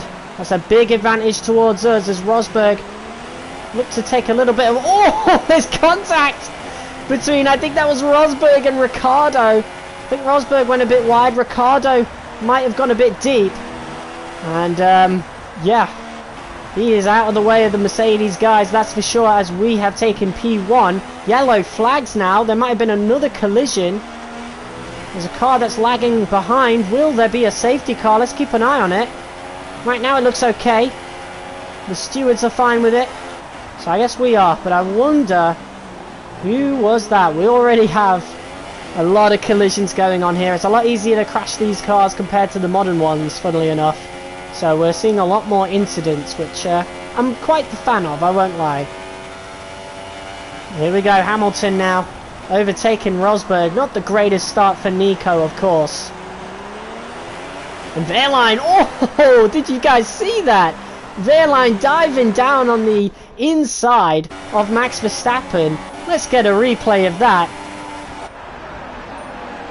As Pascal Wehrlein makes the move for P4. Look how far Manor Racing have come in just this season alone. What a story this has been. Honestly, he might be our all-time greatest teammate. You know, besides Lance Stroll in Season 3 of F1 23 My Team, because if I remember rightly, he nearly won the championship. So, yeah, Wehrlein's up there though, which is a bit of a surprise, as now Hamilton is going to be pressuring us the whole way. I'm going to defend because, you know, I want to mess with this title race, man. As Hamilton now looks to go around the outside. Perhaps we'll get our elbows out. And look at that! Rosberg makes the easy move on Hamilton right there. Let's get a replay of that, shall we? As we show Hamilton the outside. I think the better view would be of Hamilton. Hamilton looked to make the move round the outside. We obviously gave him a little bit of a squeeze. Pushed him out a little bit. Oh, to be fair, actually, I think we actually caused a bit more. I think us pushing Hamilton more towards the right actually gave Rosberg the space to dive down the inside and take P2 from his title rival. So we had a little bit to do with that, but Rosberg, very aggressive move. You don't see that in the F1 games nowadays. You know, don't get me wrong, F1 25 is better for it than, you know, 24 and 23. Can't really speak for 22, but this is leagues ahead. There's just no doubt about it, right? This is way better. It has its flaws, right? I'm not going to say 2016 is perfect. By all means, it is not perfect, but it is certainly better than what we've had recently. I think because of the handling, 23 does pip it out for me. Because, you know, you got to bring online into effect, but when it comes to racing against the AI, like, this might be one of the best F1 games I've ever played, man. That's how far we've fallen. And it's not nostalgia talking, right? Like, this is my first playthrough of this game. But Hamilton has managed to take P2 on Rosberg again. Our teammate is not too far away. We could be looking at a double manor podium. We were pretty close to that a couple of races ago. I think it was Malaysia. Maybe it could happen here if some kind of contact happens between the Mercedes. It's happened a few times this season. Pascal in the pits pretty early. As Hamilton looks to make the pass once more. Once again, I'm gonna make sure we take the inside, and Rosberg once more has taken the initiative and dove on the inside once more. Hamilton will be kicking himself that he has fallen for the same thing twice when it comes to Nico Rosberg. Some information on NASA. They have an issue with their car. They're going to be slow. I don't care about no Sauber. They're at the opposite end of the grid, bro. Alright, so Rosberg's going to have a much easier time of actually staying in front of Hamilton now. Because he'll be getting DRS off of us. Obviously I want to keep the lead, so I'm going to try and get out the way. Not going to follow me as much. And we've managed to create a bit of a gap on Rosberg, although I think the DRS managed to keep him out in front of Hamilton. Of course, we've been on rich mix this entire time. I don't know if the Mercedes are still there. We might have a better setup as well, you know. So many things to take into account. But the gap between the Mercedes and the rest of the grid is getting smaller and smaller, especially as this season comes to a close. I'm pretty sure we are pitting this lap. Pit window is lap 4, so Wehrlein actually pitted 2 laps early. Interesting. Dry for a while. We will update you if the outlook changes. Very interesting. Pit window is open. The pit window is open. Rosberg now has set the fastest lap. Going for it. He's just put in the best lap of the race so far. I'm not too worried about it now, because we're about to pit on this lap, so we'll get the undercut on the Mercedes guys anyway, and then we'll be out for the rest of the race. So if we can set some really good laps while the Mercedes boys are fighting, provided they don't pit this lap of course, then, you know, it might be Malaysia all over again. Well, maybe not Malaysia all over again, right? I think Rosberg ended up fighting with Ricciardo, if I remember rightly, because Hamilton obviously got spun. But yeah, twice now Hamilton's had a big gap in the championship, and twice Rosberg has managed to catch up. So we got some pivotal races going forward. It's going to be really, really interesting. Of course, again, mathematically we are still involved in this title battle, so it is in our best interest to take as many points off the Mercedes as possible. But yeah, hopefully Pascal doesn't have a really bad strategy. Of course, we both had a really bad strategy from the team last time out in Suzuka. I feel good about this one, especially since it's only a 1-stop.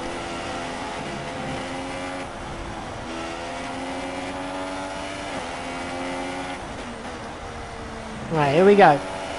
Into the pits.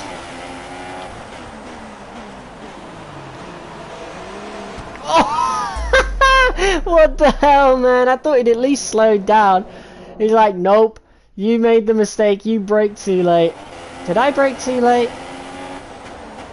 Oh man, like I thought the brakes would be a bit stronger than that, you know? What the hell, man?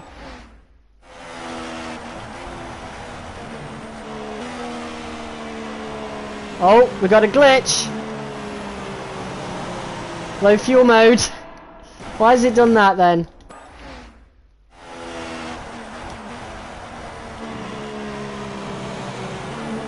What is going on? Wait, I'm gonna keep driving. Because what the fuck is this? Okay, some information on What is going on? Are we gonna have to like restart?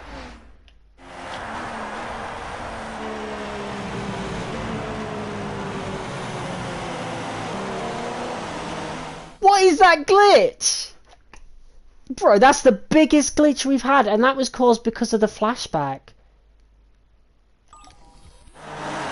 Is that because of the pit lane? I don't know. I'm trying to do some troubleshooting here. Yeah, it defaults at 35 mph. I think we glitched it. I'm going to have to restart. That's a shame, man. That was a really good race up until that point. What the fuck? What a weird bug. This has been customized, right? Yeah, there we go. Sorry about that, guys. What the fuck? Alright, hopefully this goes the same way it did before. Hopefully Wehrlein can make that pass on the Red Bull once again. He has had a pretty good start. And once again, we have a really good start. As we look to get out the way of Rosberg. Hamilton immediately manages to take the move. I mean, I was trying to give Rosberg as much space as possible. I don't know what was going on there. Wehrlein's up into P4. Why is the safety? I'm not doing this. I'm not. We're not doing this on the first lap, game. Come on. You already glitched me out. We're not doing a safety car on lap fucking 1.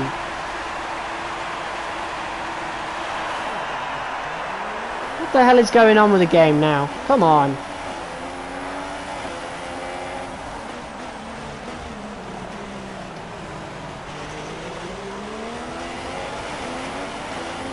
Oh, Hamilton had a really bad start. Hold on. I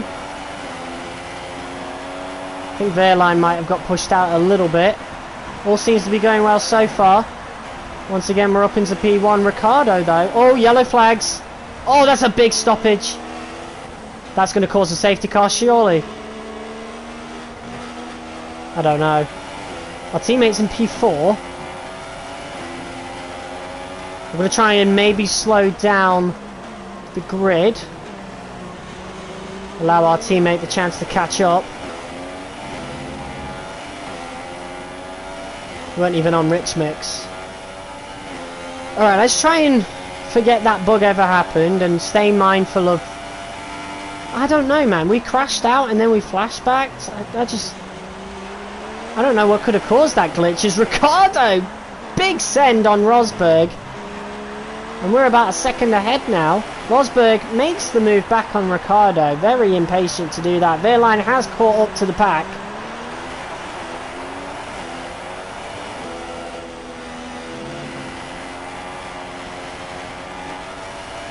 But, I mean, we've got a nice little gap ahead of us now. I'm going to slow down a little bit, though. I don't know. I just want a bit of competition for these first few laps.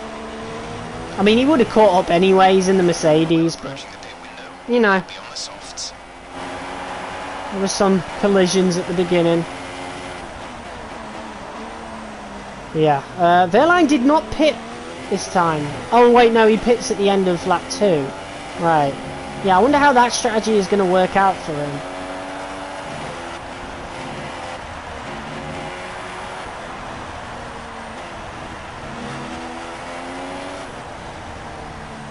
Pretty quick so far. And there's a Red Bull between Rosberg and Hamilton, so Rosberg will be really happy with that. Especially since he's not that far away from us right now. When DRS kicks in, he's going to get a big advantage.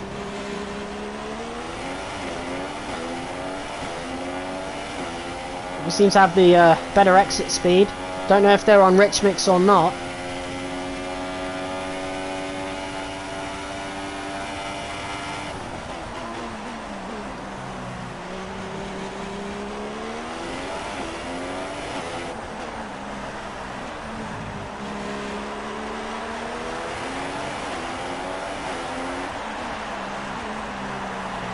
For people watching, what's up, guys?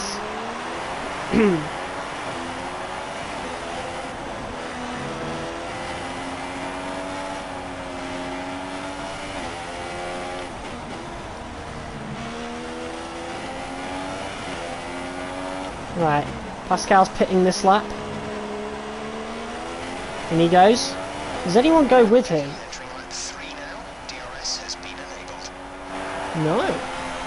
The airline's going for a really early stop for some reason. Very odd.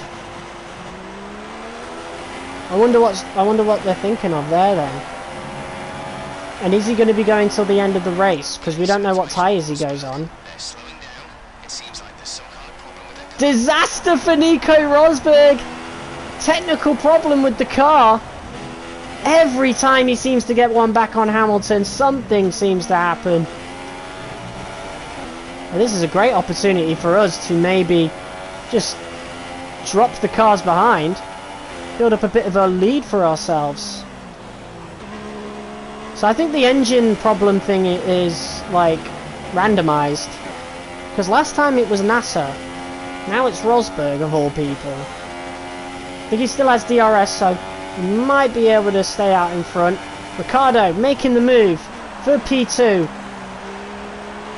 Rosberg will try and fight it, but he'll be unable to, and he has to prioritise staying in front of Hamilton for as long as the issue persists. But I mean, if he's slower, you know, then that's worst case scenario for Nico, especially after such an amazing qualifying.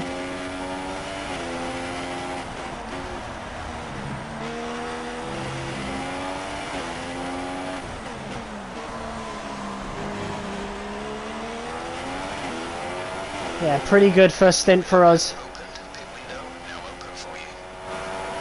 Fairline's not too far away from the rest of the pack. Again, I really want to know what kind of strategy he'll be going for as Hamilton overtakes Rosberg, moves up into P3. And yeah, this is becoming a bit of a nightmare for Nico now.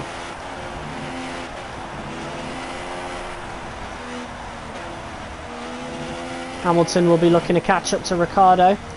And with that car, he surely will.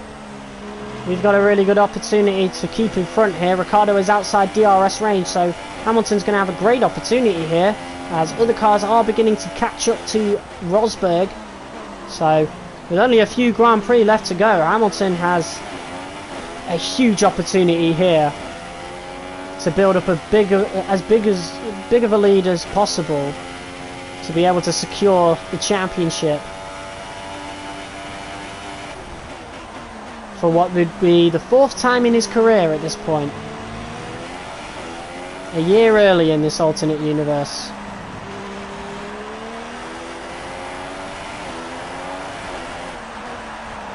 Hopefully Rosberg gets that issue fixed soon. I would like to see some competition.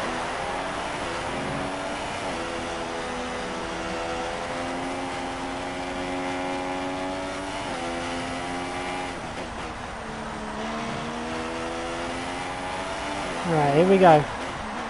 This time, make sure we make it through the corner. Here we go. Hamilton stays out. Rosberg's in. Ricciardo's in as well.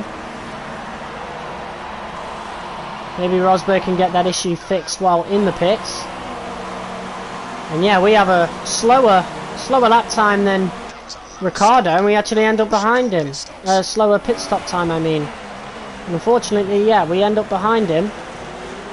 We've ended up in front of Airline though. Very bizarre strategy. I think he is going for the 2-stop.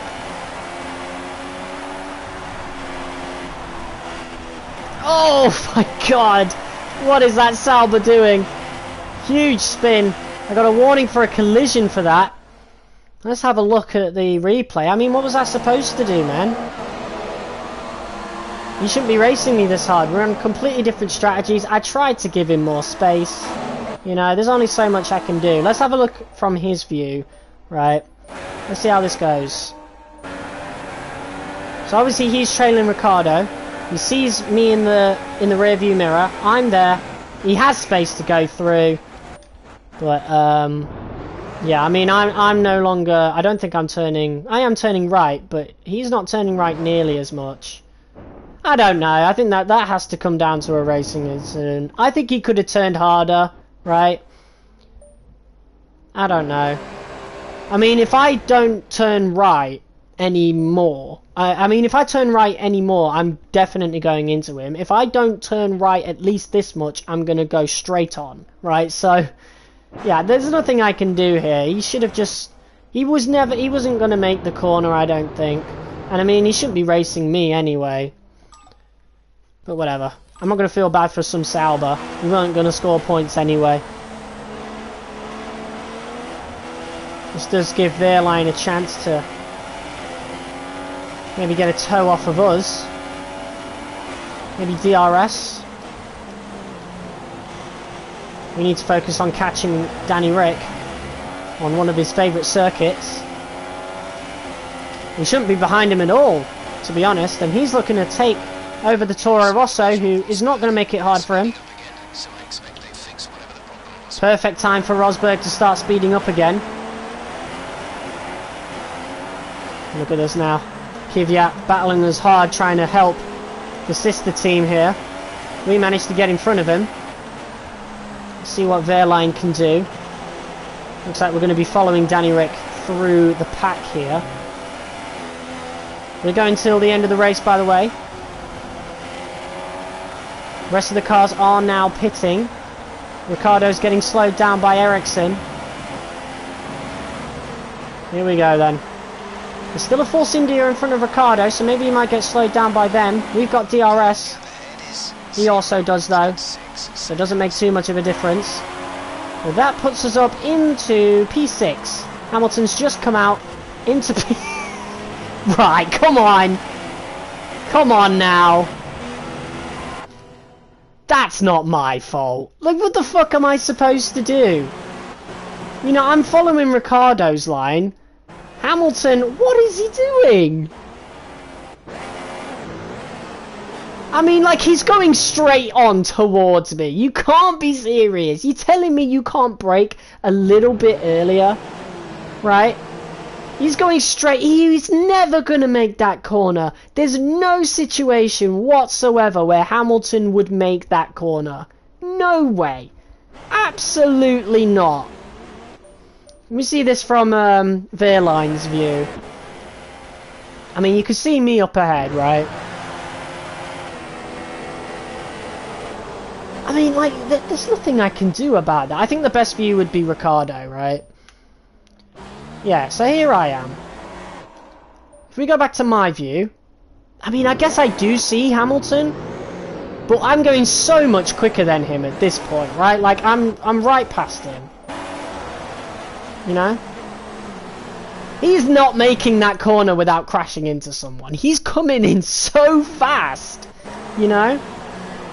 Like, he's going to be pushing me off circuit, basically, right? Like, he's not ahead at the apex. He's got no right, no fucking right to make that move. And what does that result in? No! That unfortunately results in Wehrlein getting shafted. What the fuck, man? Come on. What is he thinking with that move? And that's given Rosberg a little bit of a lifeline here. Hopefully a safety car comes out for our boy Wehrlein. Jesus, man. What is the AI doing this race? 1.2 seconds. They're absolutely ruthless today. First Rosberg takes me out because I brake a little bit too late going into the pits. He could have avoided that. He just chose not to. Then we've got Felipe Nasser battling a car that he's not even in the same race with, you know. I'm surprised there was no safety car there. There's still a chance for Wehrlein to score points depending on what kind of damage he got. It's probably going to pop up with teammates in the pits at any point now. Right, Ricciardo makes the move on Perez. We're going to have to make a move pretty quickly.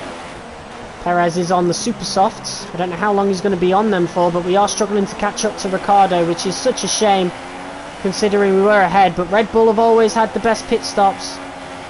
Perez struggling to make it round the corner, so we're going to make it right past him.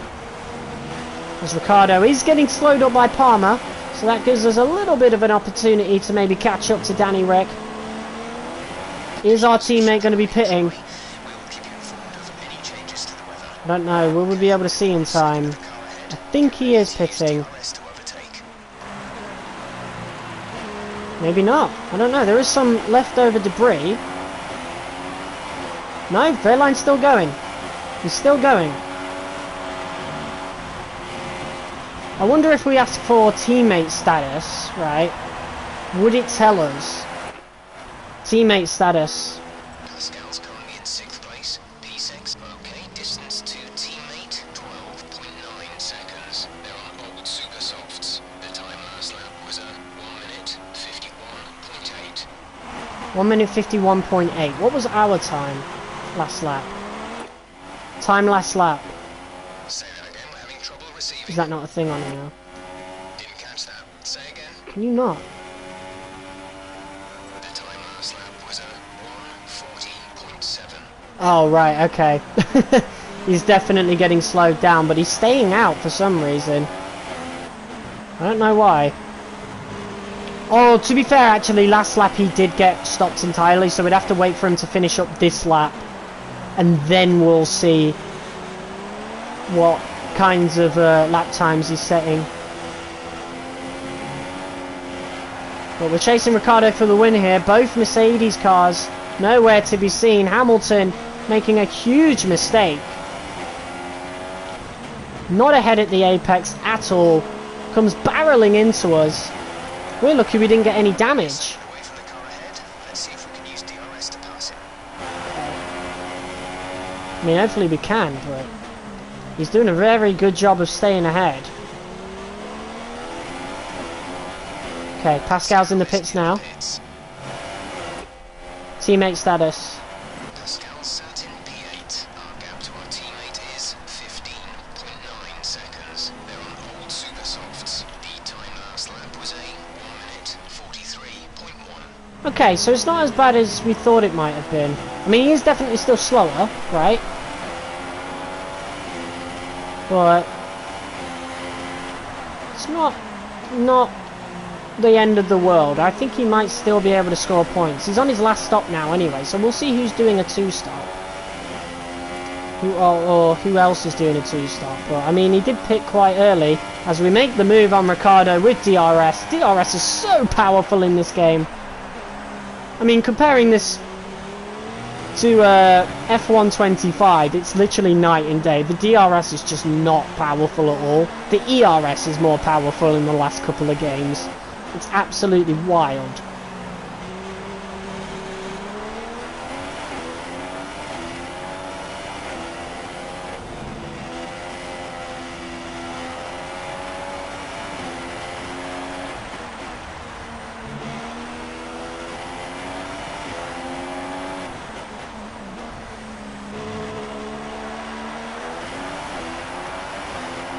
Okay, so now we're going to have to defend from Ricciardo. Fastest lap though. You know what, we still got plenty of fuel mix. Like, I've been on rich the whole race. I guess we saved so much fuel in Sector 3 that, you know, might be alright. To just stay on rich the whole race.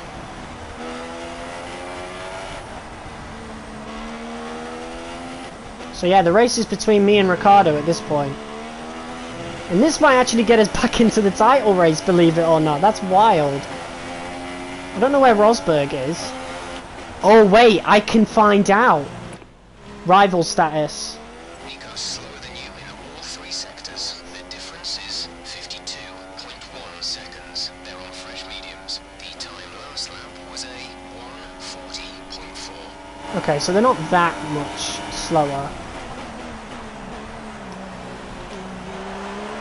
Look at this now, Ricciardo looking to make the move. Side by side we are. I'm keeping a close eye on his front right. Trying to make sure that we keep this as fair as possible as Ricciardo. Wow, what a move down the inside. Of course, the Red Bull's the best at downforce, so obviously in Sector 3 we are no match for the Honey Badger. I don't know, we are all over him. We're all over each other here. It's a good race between me and Danny Rick.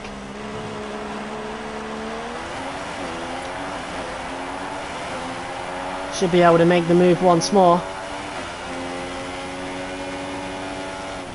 Here we go then, into turn 1. Take the inside.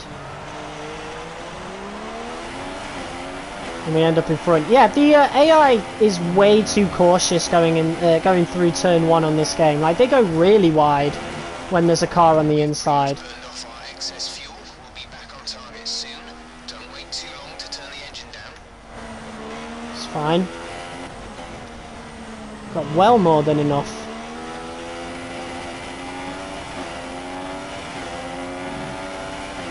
Yeah, we're going to be chased by Ricciardo pretty much the whole way. All the way up until the finish. Verstappen P3. Teammate status. Pascal is slower than you through all 3 sectors. The gap to teammate is 40.9 seconds. Yeah, he had a howler of a strategy there. The time last lap Why didn't you just go on the softs in the second, in the first pit stop? Unbelievable. I think he's last. Oh no, he's not. But he is pretty far behind. What are they doing with this strategy lately? Because last strategy was really bad. And they gave me a bad strategy as well, like the same one, basically. Well, obviously we didn't double stack, but, you know.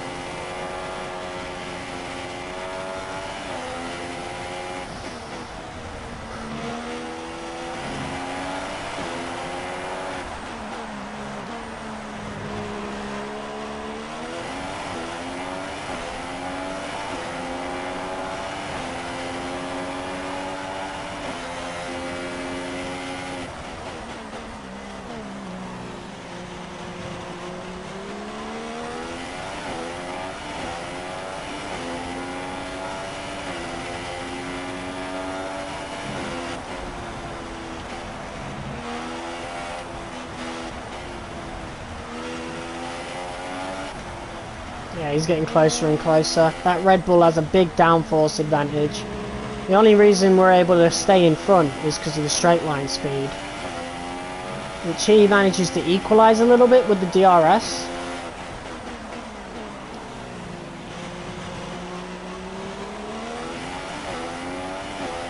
There's 3 laps of fuel remaining.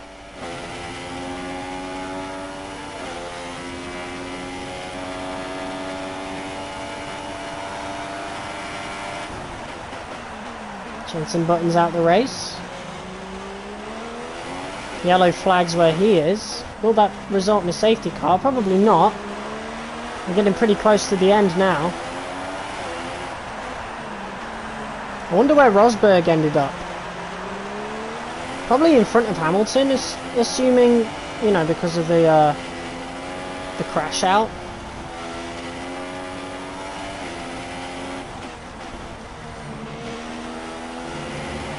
Yeah, Ricardo is all over us right now.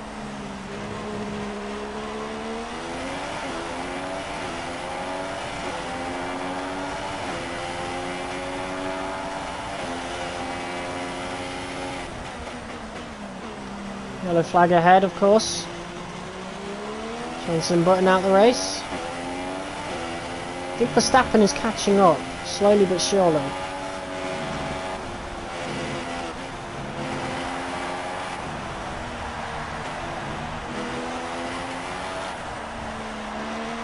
Yeah, he's pulled 2 seconds since the last time I checked. Fuel information. We've only got 2 laps of fuel left. We are on target for fuel. On target. Okay. Yeah, we can literally just stay on Rich the whole race.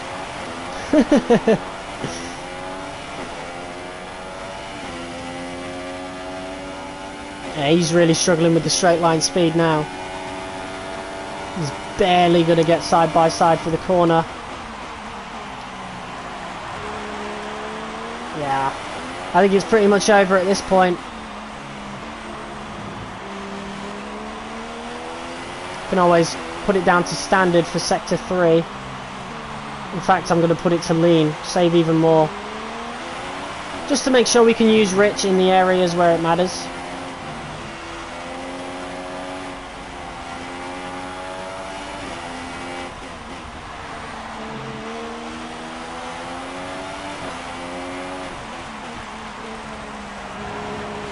Alright. 2 more laps. Teammate status. Your sector times are slightly slower than Pascal's, so the gap to our teammate is 40.6 seconds. They're on fresh softs. Yeah, they're like 2 pit stops behind. 1:40.5. I want to know what position he's in now. Is he in the points? I wonder where Rosberg is as well, especially since his problem has gone away. So I wonder where he is. I'm guessing like P4 or P5. And I wonder where Hamilton is, because we know Hamilton's had big crash outs before, but has managed to recover. I mean, look at Silverstone, right? I think he crashed out in the first lap of the race and then ended up recovering to P9, P10, something like that. It was crazy. That's how good the Mercedes is. But once again, we managed to survive Daniel Ricciardo, so If the situation changes, we'll let you know. I'm pretty sure this is a done deal. And this is exactly the way we wanted to come back after what happened at Suzuka.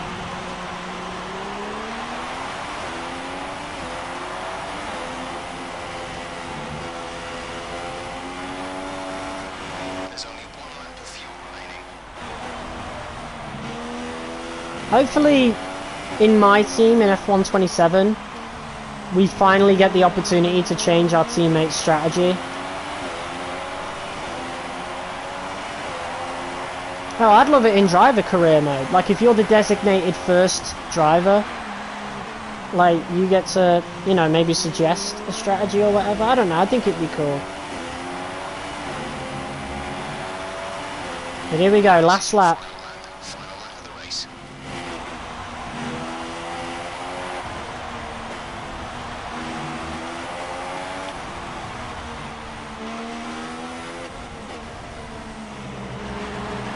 Bring it home, bro.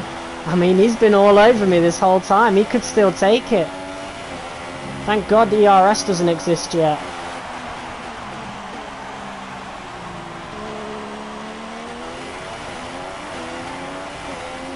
You got a better exit there.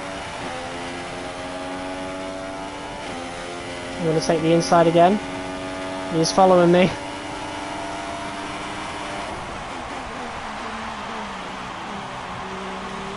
And there you go. That's the last of the onslaught. Verstappen managed to pull that back quite a bit. Under 3 seconds. So he managed to cut his distance off in half.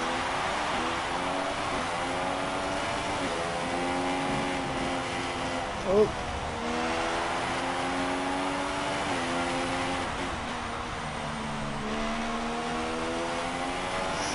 Alright, been a pretty weird Grand Prix to say the least. God knows how the title picture will look after this, but with Ricciardo right on our heels, we just about take the win in the United States Grand Prix. That's the perfect result going into Mexico, and Mexico's got that massive straight, so we're going to have a big advantage there too. Fantastic victory for Manor today. Anthony, what do you think made the difference? Let's go. Well, time management probably played quite a large role in the outcome of this one. As ever, it's not just about speed, it's all about maintaining that speed consistently over a stint, over a race distance. So being able to keep up the lap times while still being smooth on the controls and gentle on the tyres, that's really where the race was won today. Wow, Johnny and Palmer scored This is it. points. This is where P10 they all want to be. Here for the comes Renault top man. three then, out onto the podium after a fascinating Grand Prix.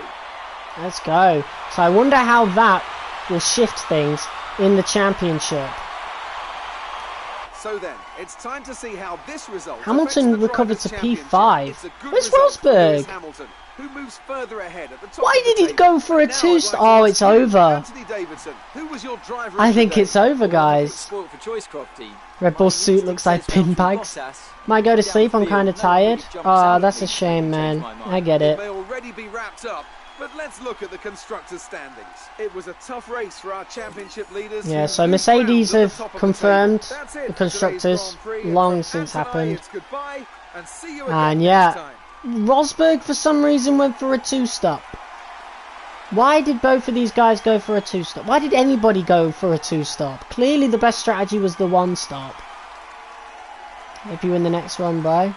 Alright, bro. I'll see you tomorrow for the F1 23 stream. But yeah, that's a big bottle from Rosberg there. Big bottle. Hamilton, big collision with me, still managed to recover to P5. I mean, Rosberg still got a chance, but that right there was the biggest opportunity to gain points on Hamilton, and he bottled it. It's three races left, so next week is going to be our last week of doing this series. What's the gap between you and Lewis? Too far. I'm not getting it. I mean, there might have been a chance if Hamilton wasn't the one, if Hamilton was the one who didn't score points, but it was Rosberg, right? I think there's still a decent chance we could catch Rosberg, right? But I think Hamilton's too far ahead at this point. I don't know, man. How dark it is. Jesus. I mean, it makes sense, right? It's the end of the day. Trophy has been added to your collection. And yeah, there's the trophy room. I do like the new one that we have nowadays, because it's actually like a physical thing that you can see, whereas these are just PNGs. Well, not that it's actually physical. Like, everything's a fucking digital thing at the end of the day. But you know what I mean, right? Like, it's in 3D, in a trophy case, you know?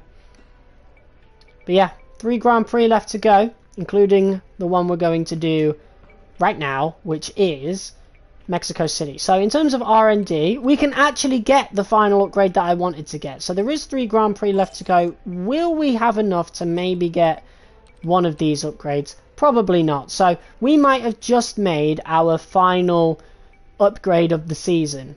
So yeah, honestly, I'm gonna cease R&D right here. New upgrades can't be purchased till the start of the next season. So let's cease R&D. I mean, this is what I would do if we were doing more seasons, right? Just save, bank all the resource points for next season or whatever, right? I don't know. So I guess doing practice wouldn't matter anymore. I don't know. I just wanted to see what would happen if we did that, because I'm pretty sure we just made our last upgrade. So yeah, in terms of the standings, I'm on 266 points. I mean, we can have a look at the gap. I can just shift my face cam. We are, I mean, there's still a chance mathematically, right? 47 points off. Rosberg is only 16 points off. But that gap, I mean, Rosberg had a perfect opportunity, let's be real, to not only close the gap to Hamilton, which wasn't that big to begin with, right, after the last race, but also overtake Hamilton, especially after Hamilton's collision with me when he was coming out of the pits. But yeah, Hamilton still managed to salvage it and get a P5 out of it, whereas Rosberg for some reason went for a 2-stop, and yeah, very, very odd. Very, very odd. But without further ado, guys, let's head over to Mexico City. And this is a track where we're going to have a pretty good advantage, to be quite honest. Because, you know, we've always been one of the best when it comes to straight line speed. Definitely helped us out in Texas, so it might do it again right here. Be interested in those performance upgrades we discussed after the last race. They're on the car, and the data looks promising. Is it raining? I think it's raining. I think it's raining. Oh, look, we got a view of the stadium. Mate, this is so cool. Bring this back, Codemasters. Bring it back. I can't believe this whole thing is exclusive to one game. It's so buns, man. Unbelievable. In this day and age, right, can you remember F1 2010 and you got to, like, look around the paddock and stuff and you had your own, like, trailer and whatever?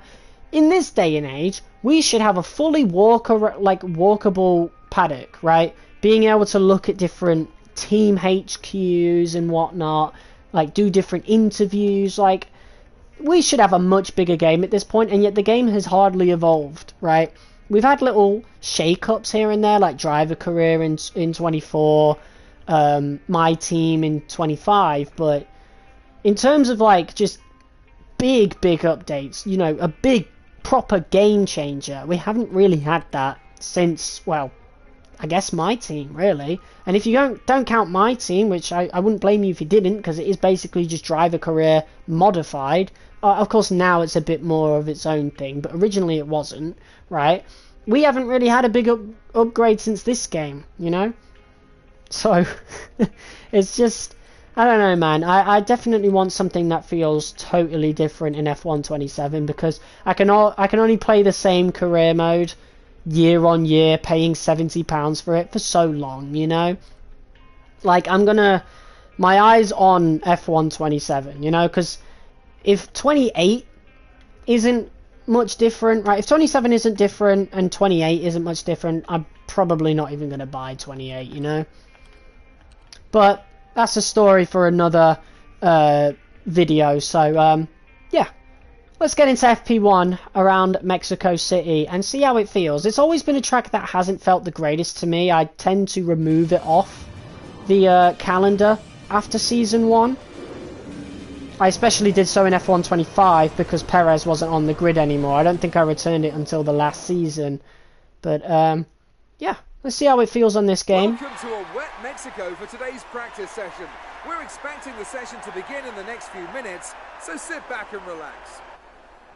So, Anthony, lots to do, of course, in these sessions, lots of programs to run.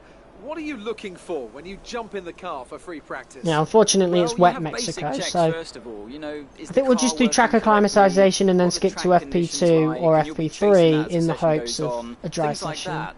Then you start getting into the nitty-gritty of it all, and they become more like test sessions where it's all about gathering new data, testing components, tweaking the setup, and so on. So there's only so much actual practice that these drivers need. Most of them will be plenty familiar enough with the track layout, either from previous experience or from the simulator. Alright. We're going to be logging some extra data during this session. Nothing you need to worry about, but as we have some new parts, we'll just confirm they're performing to spec. Well, I'm going to go with obviously increased top speed. And then I'll just go for my usual settings from here.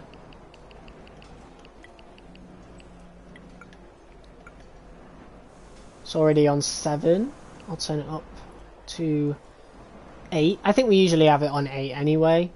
So we might put it on 9 then. That looks like that's what the thing wants us to do. Okay. Intermediate tyres are your best bet in the current conditions. Alright. What do these do again? Front toe out is a sharper turning response at the expense of front stability. I don't care about that. And then of course we want increased stability on the rear toe as well. Yeah, I mean, yeah, I think that's fine. I think that's fine. Alright. Let's see what this is like, shall we?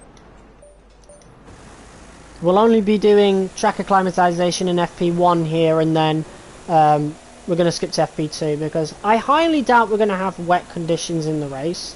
We might do, but I doubt it. And I hope not.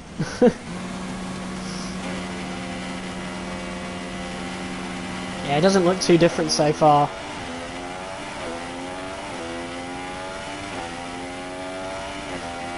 But here we are. We're going to reach some insane speeds here. I mean, these cars are already a lot quicker than what we have nowadays in terms of like straight line speed. Like, I'm pretty sure like the top speed in the modern games is like a 215, something like that, if that. But in Baku, we very easily reached like 228. It was crazy. I don't think we're going to reach those levels of speeds in these conditions, but you know, it'll still be pretty quick.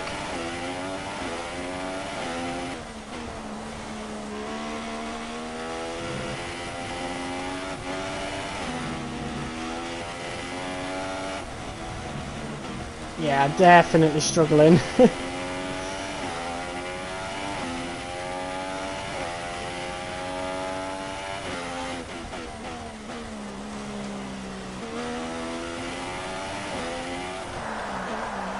Listen to the roar of the crowd, man. They're all like really muted in the current games.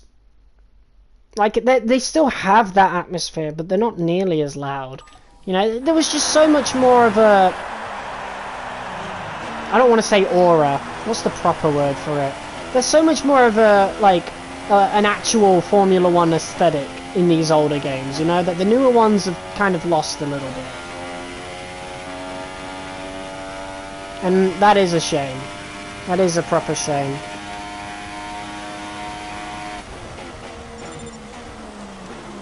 Oh my god. Yeah, brakes is not as strong as I would like. Maybe we could put the brake pressure up to 100%. It's not like we're going to lock up or anything.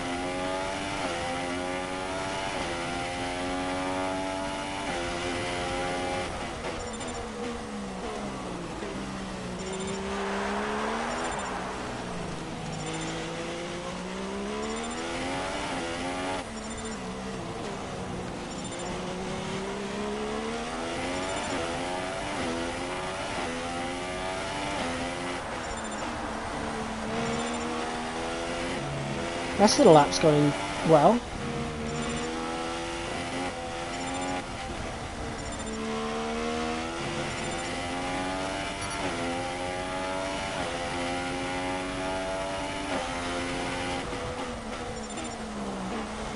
Just these harsh braking sections that I'm struggling with currently.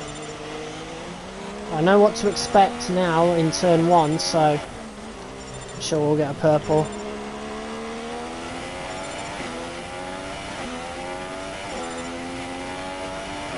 That's fantastic.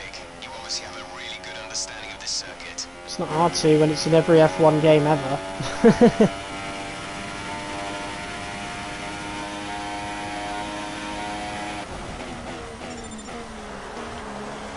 Much better. Just earlier turning.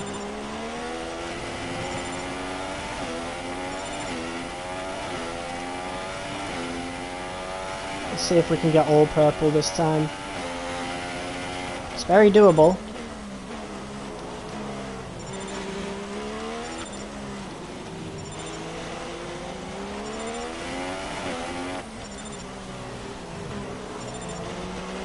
Rain with us for 15 minutes. 15 minutes of rain. 15 minutes of rain. So FP2 is going to be in the dry.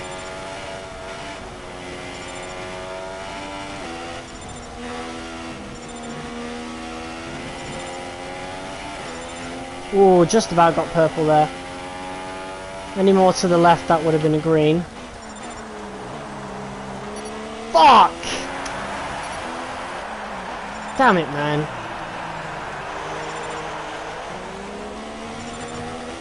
Alright, we'll get it next time.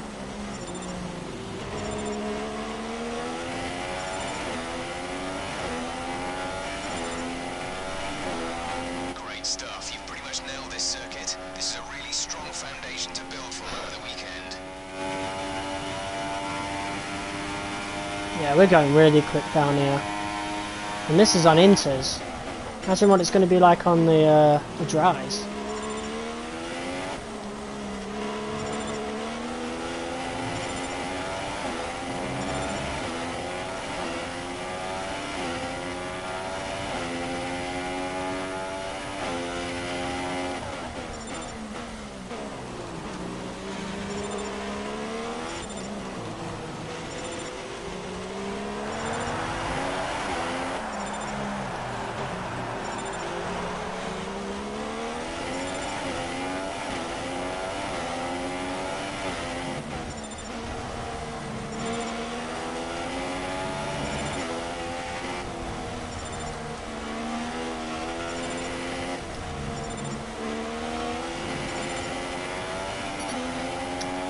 Unbelievable, man. The rears get so, like, so tail happy.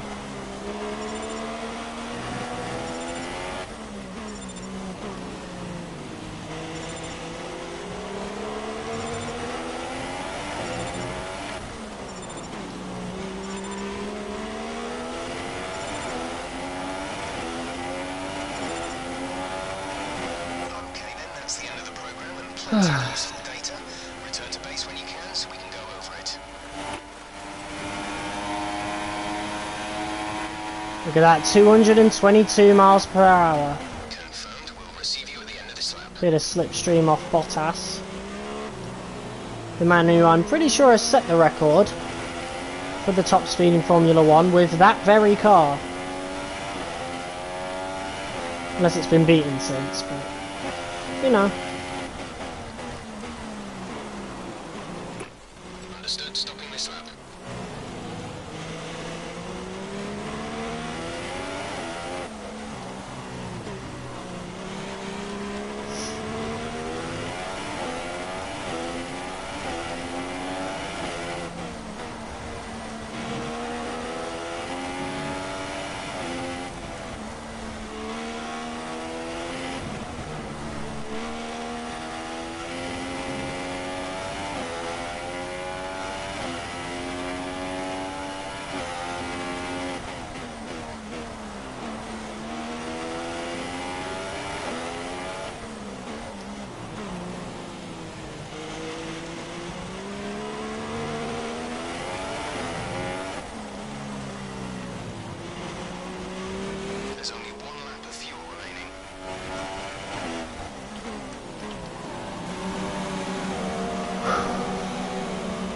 Right, pretty good.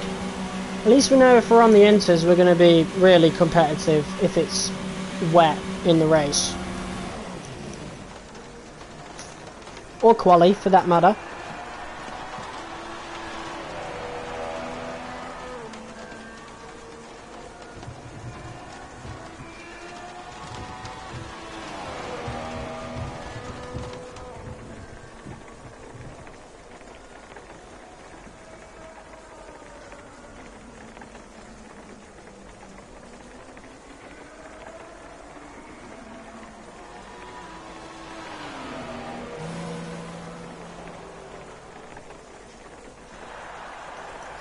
For people watching, be sure to smash like, guys. Helps me out in the algorithm. I would really appreciate it. Alright, yeah, we'll end this session now. Yeah. An interesting practice session there then. Alright, hopefully it dried up a bit for FP2.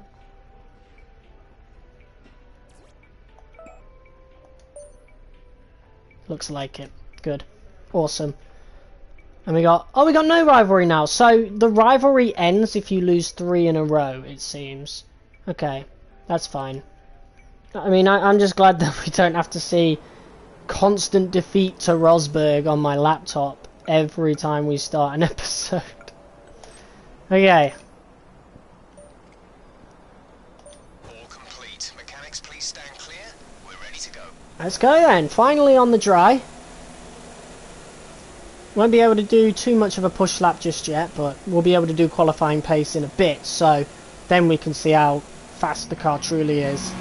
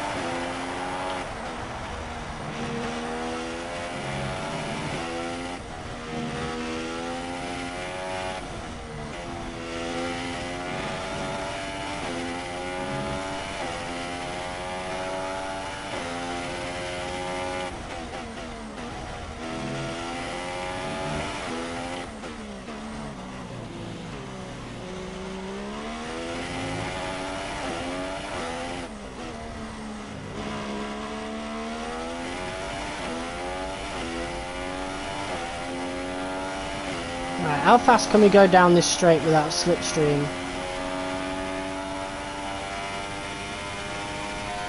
Oh my god. Absolutely rapid. 224 miles an hour. Amazing. Imagine how quick we're going to go with slipstream. Could we get to 230? 230 would be wild.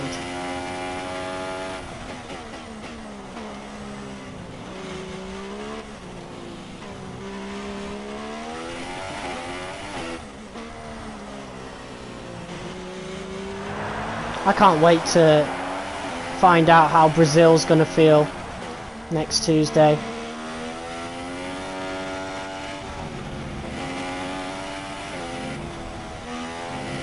Oh god. Yeah, I knew this section was going to be hard on the tyres, but I didn't know it was going to be this hard.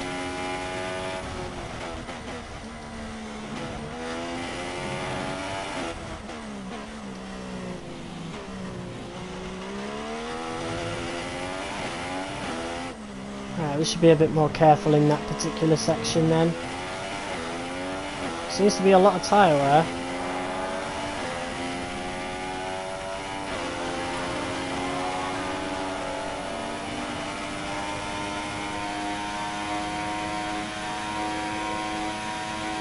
We shouldn't see any rain, but if a storm front does appear, then we'll let you know.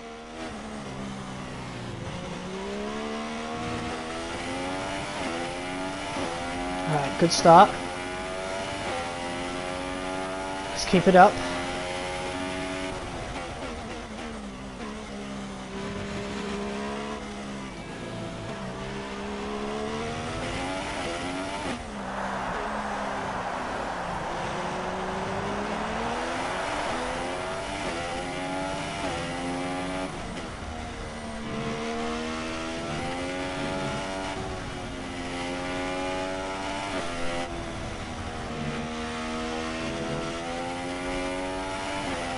There we go. Just had to be a bit more careful.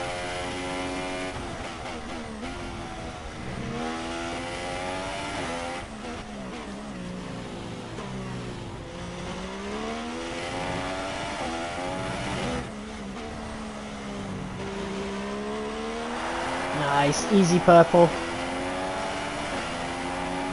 Right, we're managing the pace well, and that last lap was easier on the tyres than we anticipated.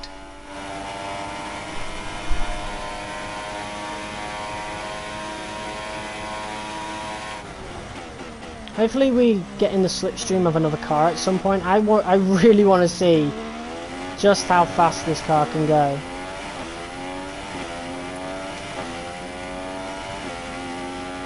Because this is going to be even quicker than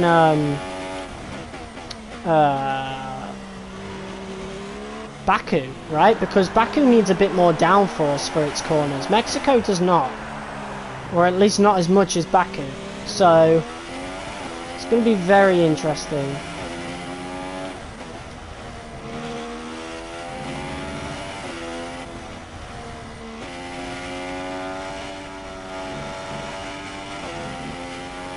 I was a bit less careful this lap because I was commentating, so we're only going to get a green this time. I'm going to collect all the colours here.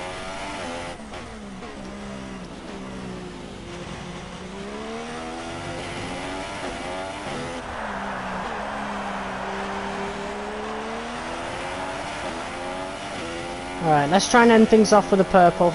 We managed the pace well that lap, and tyre wear is more or less as expected.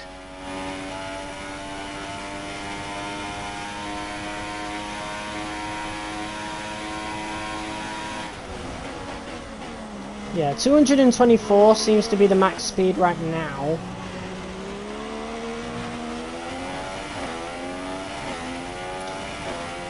And that's without slipstream, so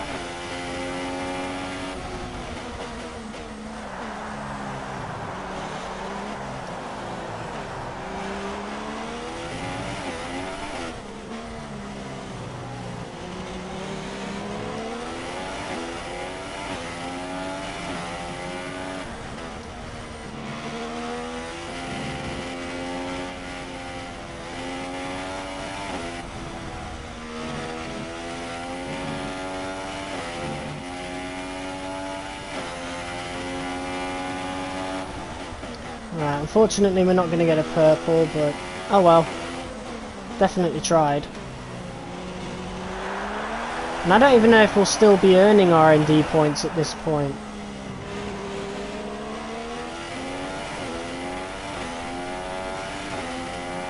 Right, that's the end of the program. Box this lap so we can analyze the data. Box this lap.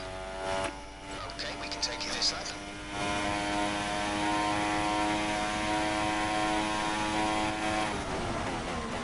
Quickest on track currently.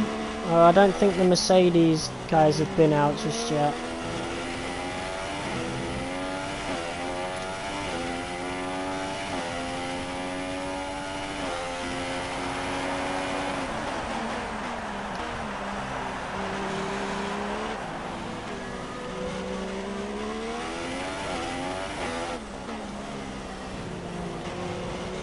There's 4 laps of fuel remaining.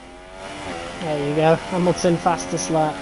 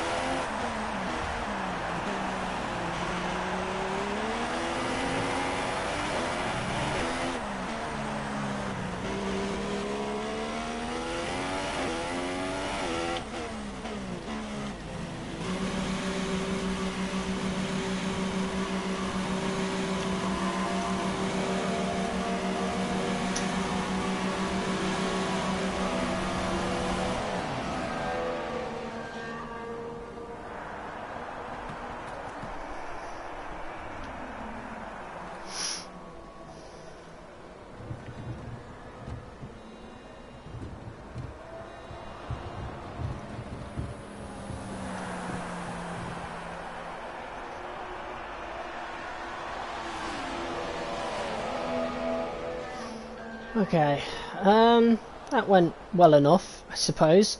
And now all we got now is qualifying pace. We got plenty of time to do that as well, so then we can just get straight into qualifying after that.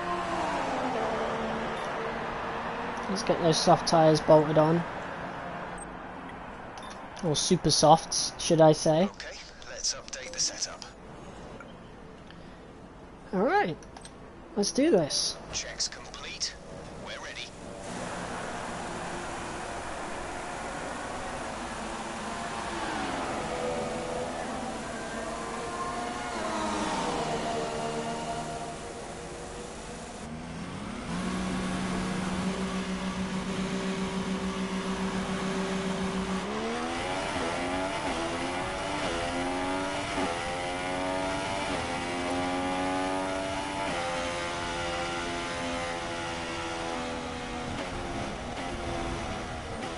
Alright.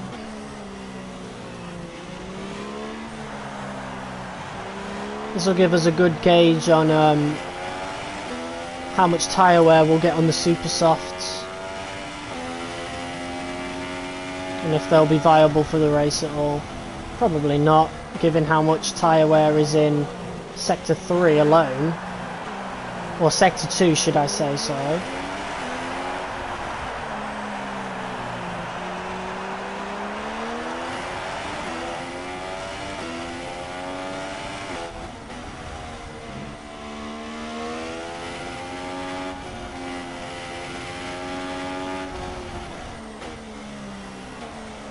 Get out of the way of Raikkonen. Already a lot of tyre wear, and I've not even been full throttle. 2% already.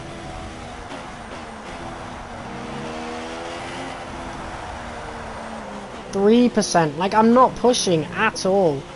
Definitely not going to be viable for race conditions. I would be really surprised if they forced us on to super softs.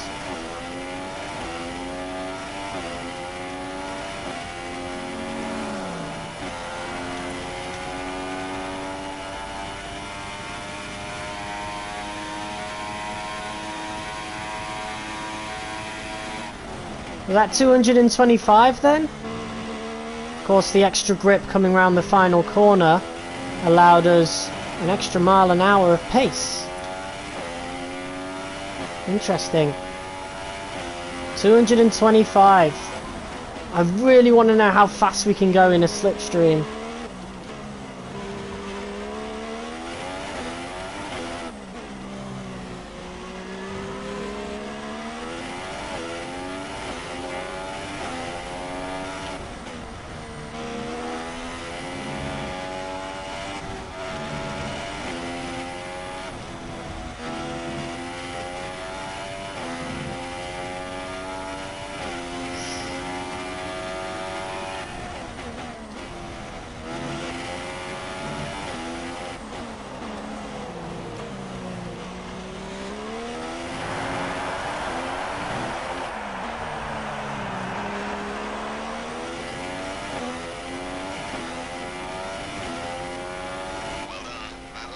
Our primary target time.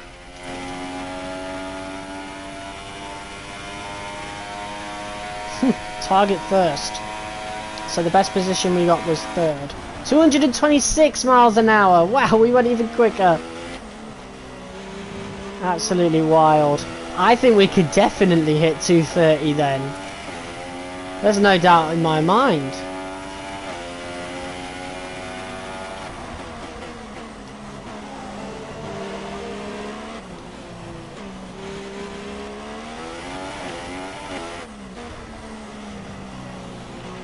Conditions still remain dry for a while. We will update you if the outlook changes.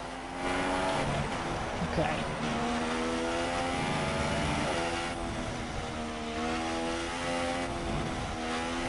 Tyre wear already settling in big time. 20%. It's only our bloody second lap.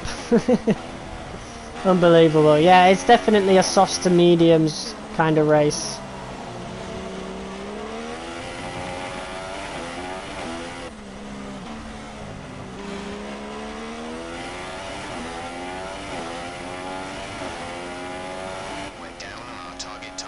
trying to Ninth. find a bit more.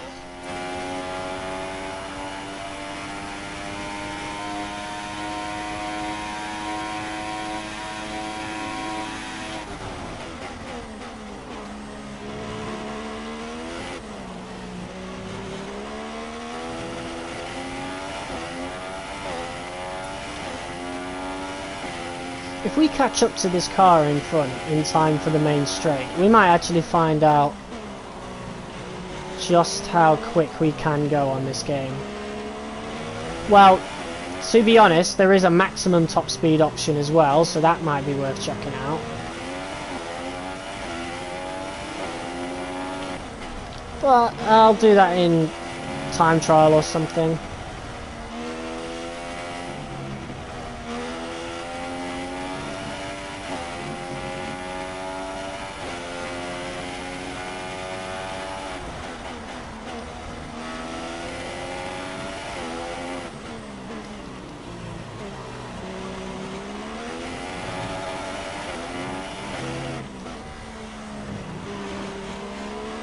Oh, don't pit Kimmy! Oh man. Program complete. Good work. Head on back to the garage and we'll start going over the data. I really wanted to know just how quick we could go. So the result is third. Not bad. We can't take you right now. Pit in next lap. No.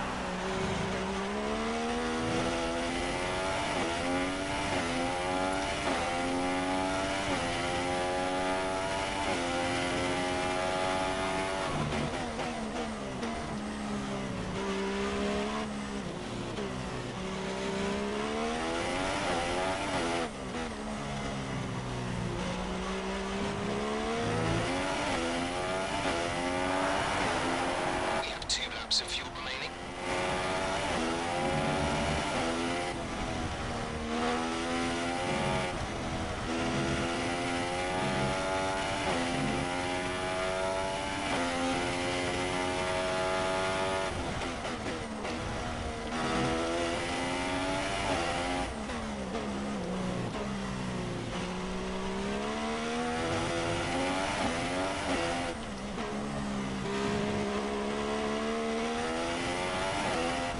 Pascal is currently in P5. Yeah, we're both looking quick. Nice.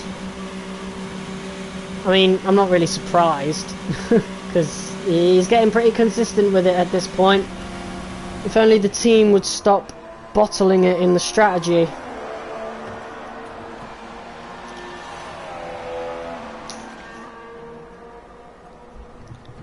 Because technically I did my own strategy for that last race, because I decided to go a lap earlier. God knows why he pitted at the end of lap 2. That makes no sense to me. Why would anybody pit on lap 2? Other than like damage or something, you know? Alright.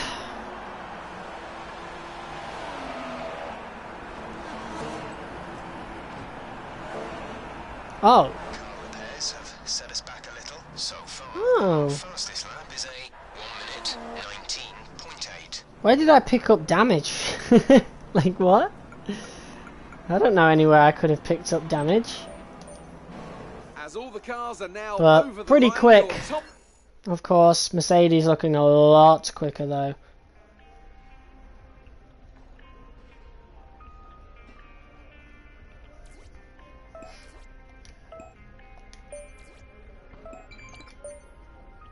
New rival? This will be our final rival of the career mode. Looks like you've got a bit of rivalry going on out there. This is good. Gets people talking about you. Just make sure you outperform them, okay? Who's it going to be? Daniel Ricciardo. Okay, I can do this. That's someone that I can compete with. As long as it's not the Mercedes guys, like we can compete, right? And this is good, right? Because we're competing with Red Bull in the Constructors' Championship, so...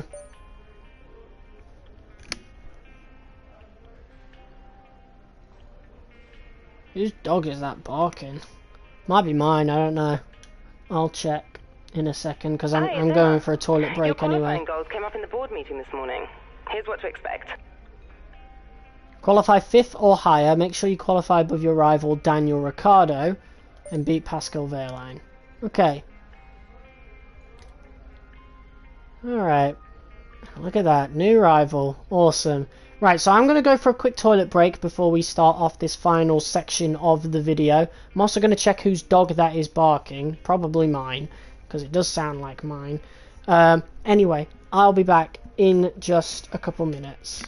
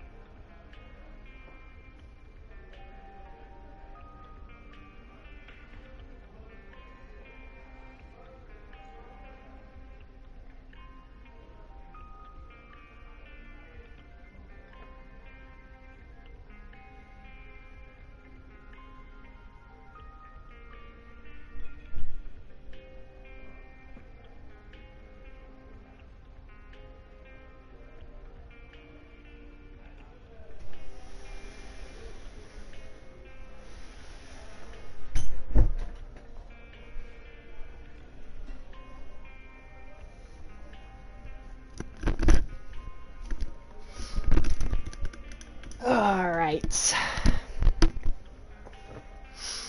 Let's get this started then.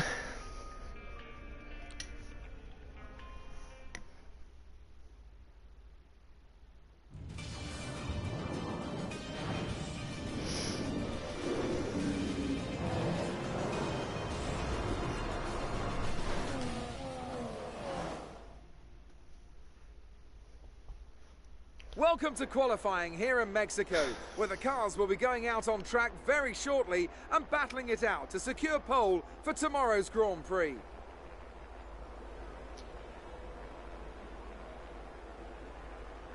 It always looked like the kind of track that asks an awful lot of the rear tyres, such as the frequency of low-speed exits. Lots of low-speed exits means the rears are in for a lot of punishment.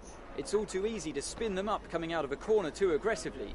It might look great for us as spectators, as we love to see a car driven beyond its limits, but it's not going to result in a great long-run pace. Alright. We don't need to push too hard in this session. We should have the pace to qualify easily. Yeah, I mean, we were able to qualify on soft tyres for Q2 in Texas, so I don't see any reason why we can't do the same here. Hey, what's up, Country Bear? Welcome back, bro. Isn't this just everyone's dream? What do you mean? Alright, let's go out to track. Right, I'll get these changes made. All set. Everyone clear? Car to track.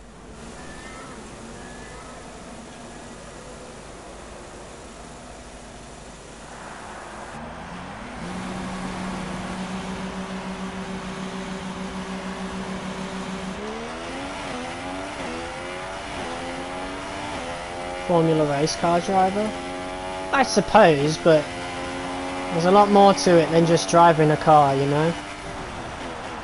Very, very complicated. And very strenuous as well. Like, you lose a lot of weight over a Formula 1 race, you know? It's very physical. It's not as simple as just driving a car. So the dream is not all that it's cracked up to be. As soon as you start looking into it.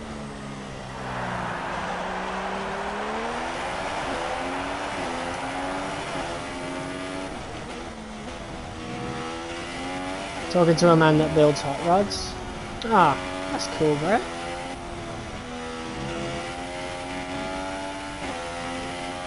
Right, car feels good, particularly through those corners, so...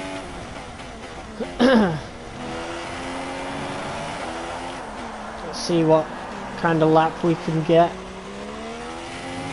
Of course, this is only going to be a banker lap, but if it's anything like Texas, should be able to get through to Q2 regardless.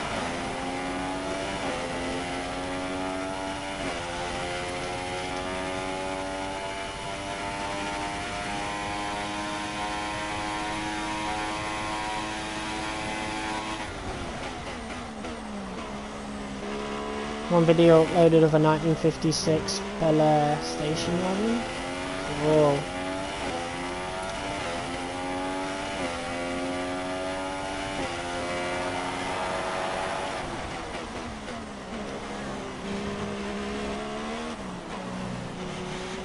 Went a bit deep there.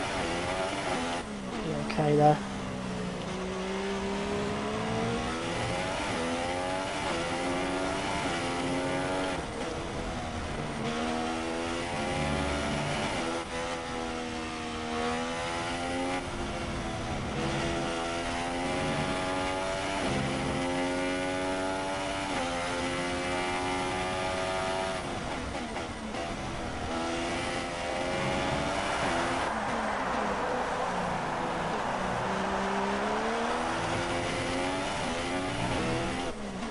Help tune top fuel 15,000 horse dragsters. It's pretty cool, bro. Is that like your job, or is that like a hobby? Okay, not the greatest lap. I feel like we could set one a bit quicker. I definitely want to beat Grosjean, at the very least.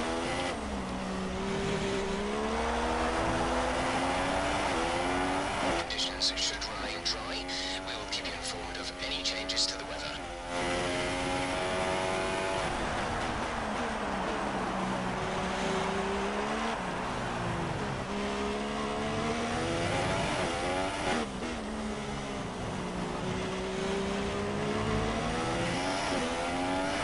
Not a very good section right there.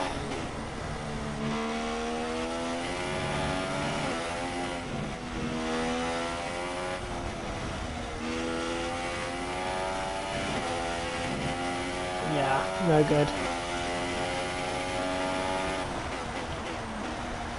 Right, let's box. Won't have enough time to do a super soft lap, I don't think, if we stay out and try to improve the soft one. Definitely going to have to do a super soft lap because I don't feel confident that that last lap was any good, so or at least good enough to get us into Q2. Nuclear welder mechanic. Nice.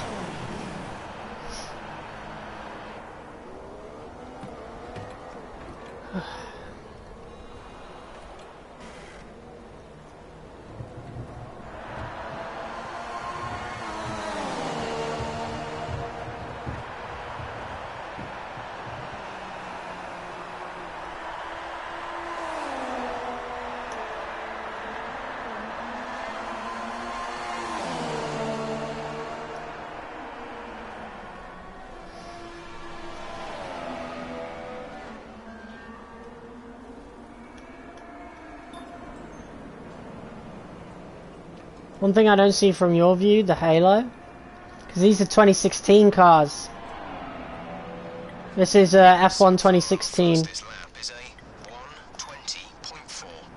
They didn't have the halos for another couple of years yet. They had the halo in 2018 onwards. So any Formula 1 game before that, no halo.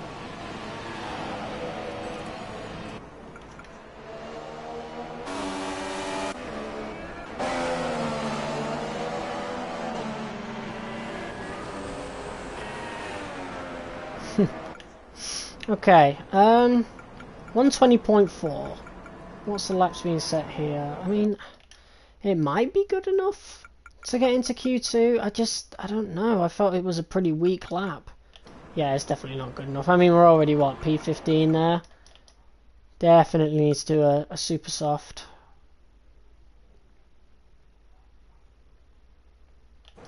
Right, do we have the super softs on? Yes, we do. Okay, let's go. Let's go.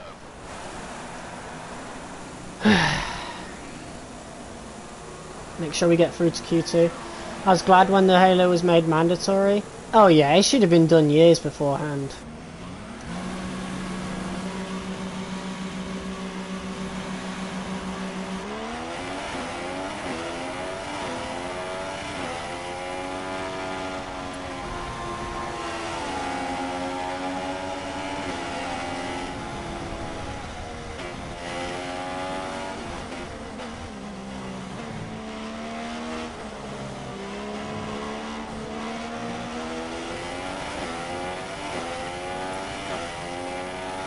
Pascal's in P4 at the moment.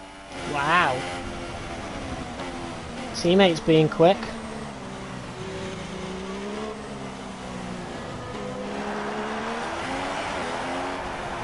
Remember these races before the safety car was made mandatory?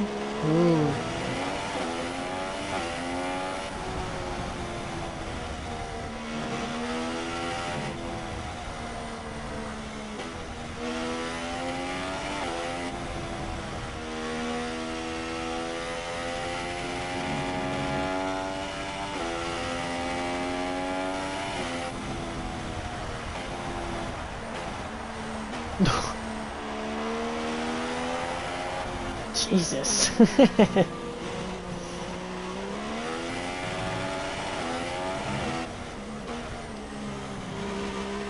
here we go.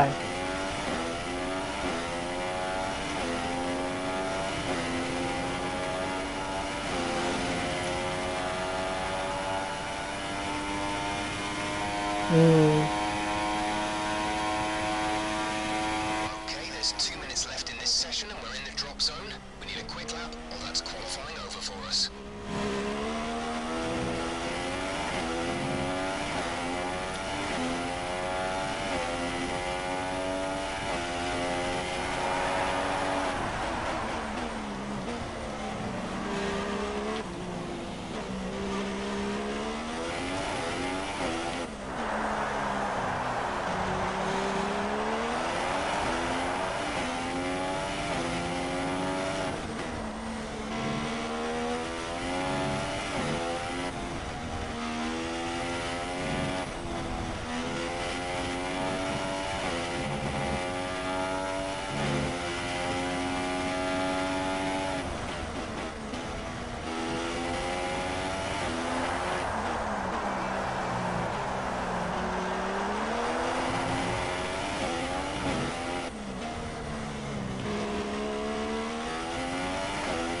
Much quicker than the first time. P2! Lovely. Pitting this lap then. Come into the pits at the end of this lap. Very close to P1. It is only Q1 though, so it doesn't exactly matter. The Mercedes, for example, are only on softs. So, doesn't say much.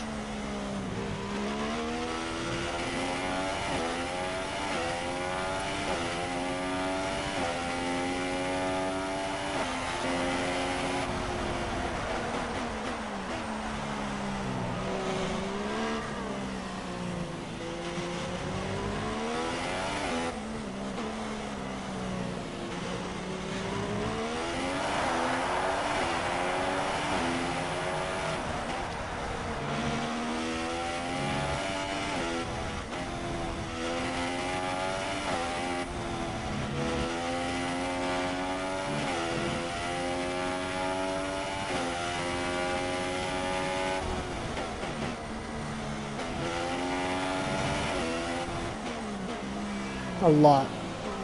A lot of money. The team that I'm driving as on this game right now didn't exist after this season.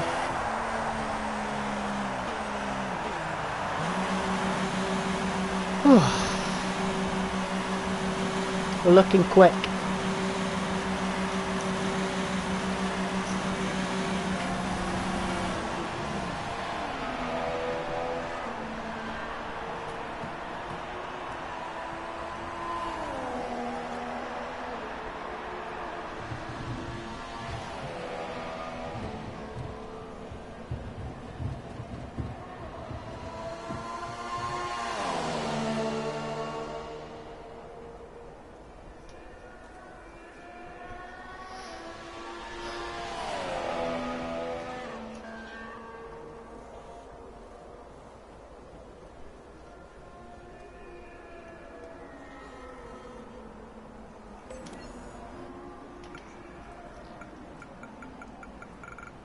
Ooh, wait.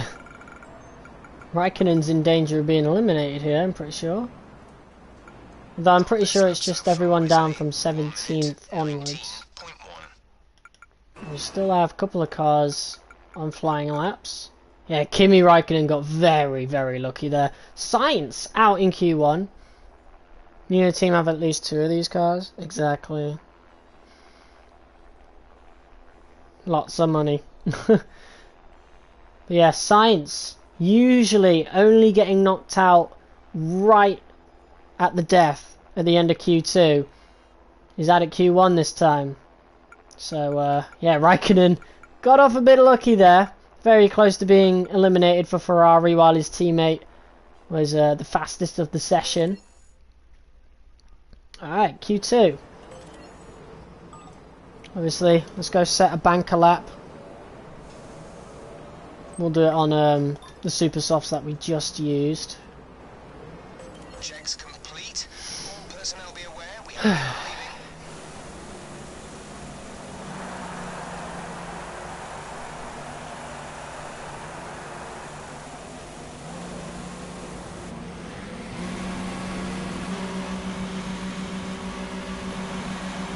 Like motorcycle racing also. I'm not a big fan of motorcycles. Just don't really appeal to me, don't really interest me that much.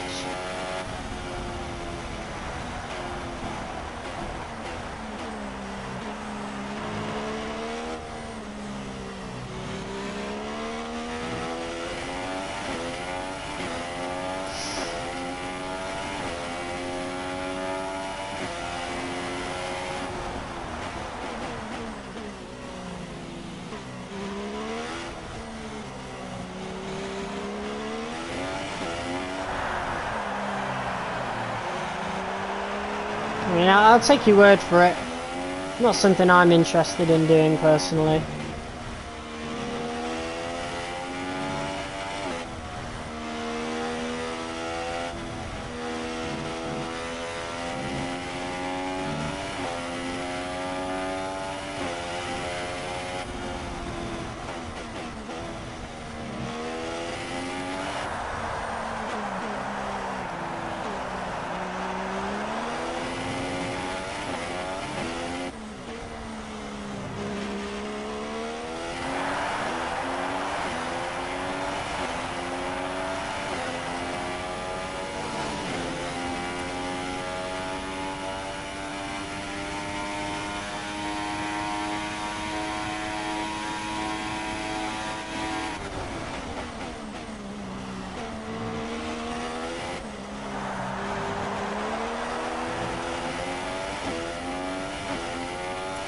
After this year, Americans are going to be riding electric scooters. Man, I hate electric vehicles, I really do. So I don't really watch Formula E all that much. Like, yeah, sure, it's racing, and it's probably very competitive. But they sound like shit, you know? Electric cars sound like ass. What are you doing?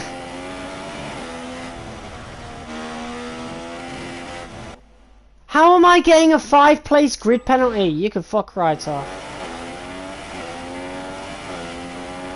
Why is he slowing down so much there?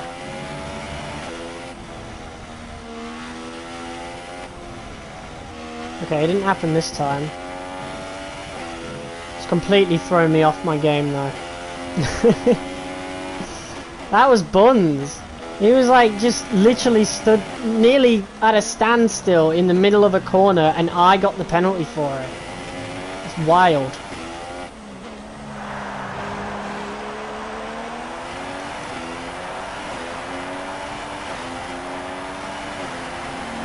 Alright. That's the fastest lap so far. Well done. Hopefully that didn't like stay applied. Okay, it didn't. That's good.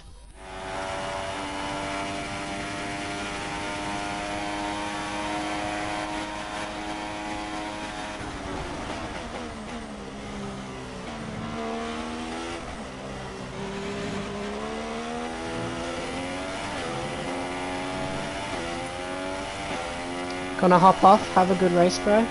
Alright, Quasmo. Nice to see you, bro. See you tomorrow, most likely. Bayline went quicker. Wow. He might be on new softs, though. I always take that with a grain of salt.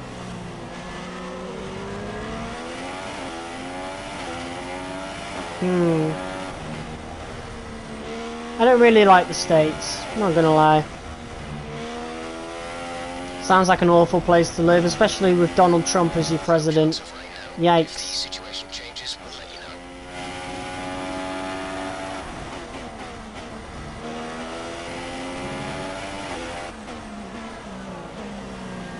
I can't imagine voting for a scammer, paedophile and whatever else, you know? Pretty sure he sexually assaulted someone as well, like that's your president. Unbelievable. It would never happen in the UK. Someone like that would get stabbed.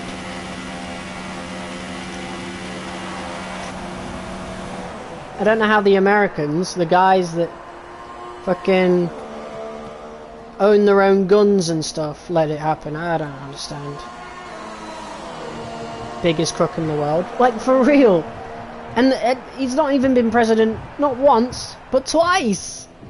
Which is absolute insanity. I don't get it.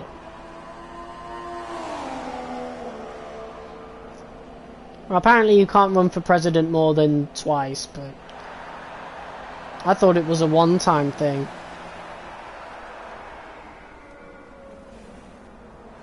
Just stole $1.8 billion and no one can do anything. Is that to do with the Trump phones? Because he had the whole Trump mobile thing that they announced like nearly 2 years ago at this point. I think it was like August last year actually when they did it.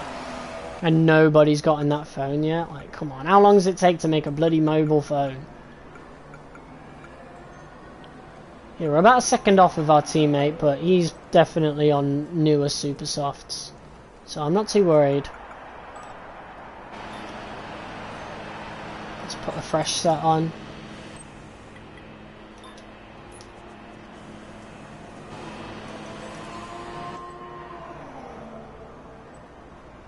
He dropped his DOJ lawsuit for that price. Jeez. I don't understand how people could vote him.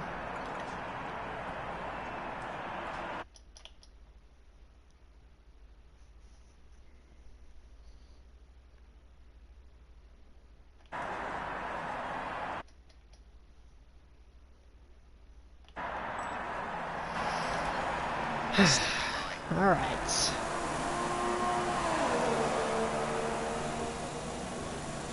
And then Oh yeah, and he's in the Epstein files as well, and to direct everyone's attention away from that, he just started some random fucking war. Like, come on, dude. And suddenly everyone's not talking about the Epstein files anymore. It's... Jesus. I think anyone who's in that should be arrested. Like, anyone who's not a victim anyway. Like, they just should have been arrested. I can't believe, like, they try to make it out to be such a small fucking thing. Like, he had his own fucking island, bro.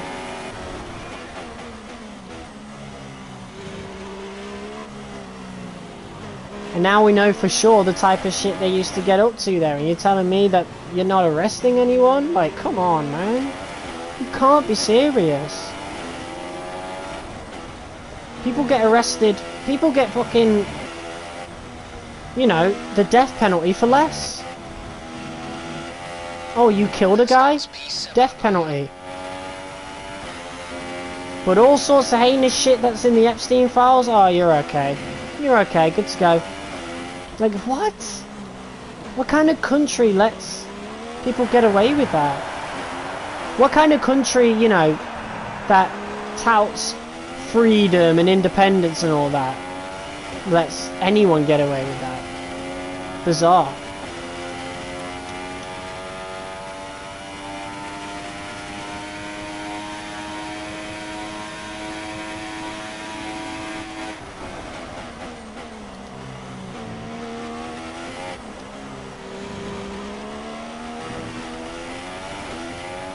Oh no. I'm gonna get blocked. I'm gonna get impeded on my quali lap. No. Speed up, guys, please.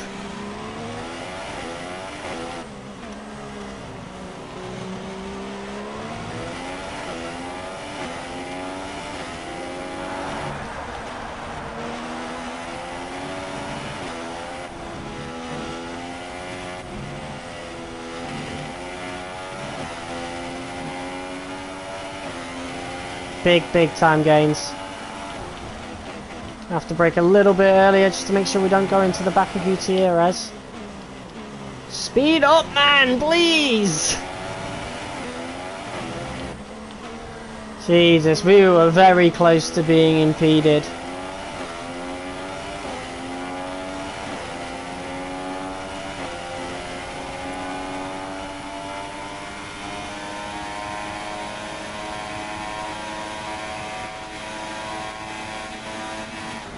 Oh, 228 miles an hour. If we were behind a car a little bit longer, we might have gotten that 230.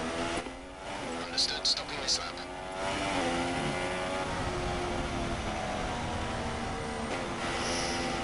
Alright, we're into Q3. That's the important thing.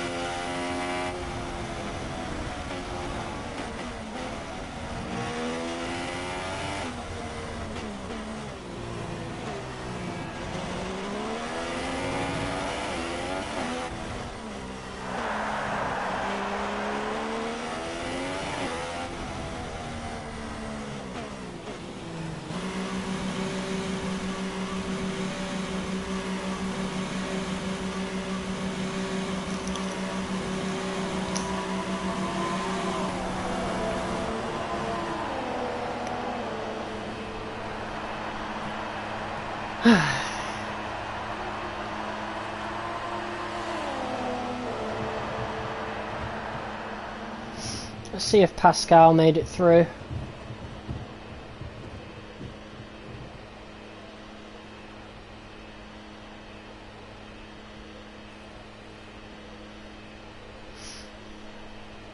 He should have.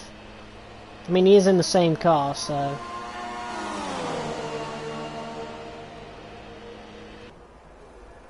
He's not in the... Yeah, he's not on the track right now. Okay. Oh yeah, I think he's made it through. Hell yeah. So any surprises? Oh yeah, we got a Force India in the top 10. Sergio Perez in his home Grand Prix makes it into the top 10 shootout. That's amazing for him. And yeah, it's Bottas who's out again. It's always Bottas getting caught out. Always. And Jenson Button doesn't have a very good time there neither. But yeah, Haas overachieving a little bit. We got Grosjean in P12. Interesting. Anyway, let's get into Q3. Top 10 shootout. And we'll put on that last set of Super Softs. These are definitely not getting used for the race because way too much tyre wear. So it will most likely be a softs to mediums kind of race.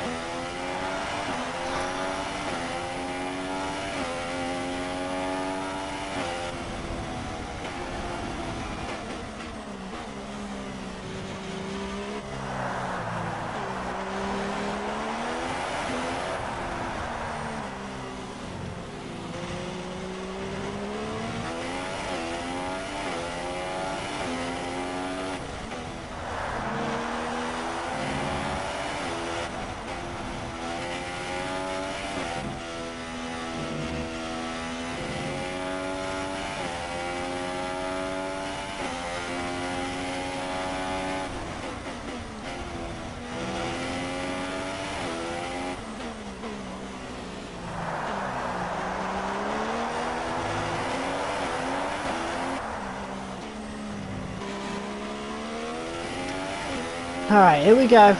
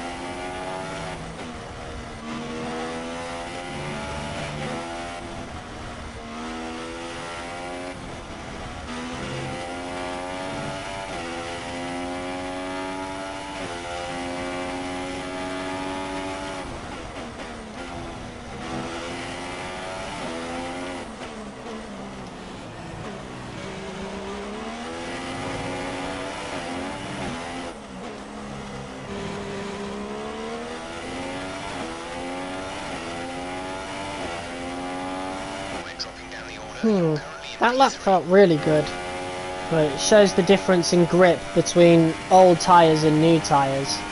Fairline, quickest! Our teammate just went quickest, that's insane, man. Just goes to show just how good our car is on the straights. So, we might have a chance on getting pole position on the second lap. Or maybe not. Mercedes still exist.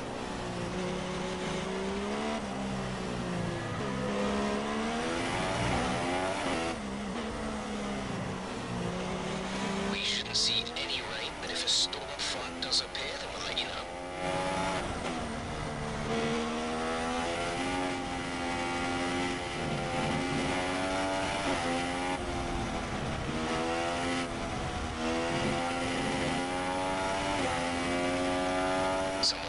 set a faster time. You've been dropped to the 4th row, P7.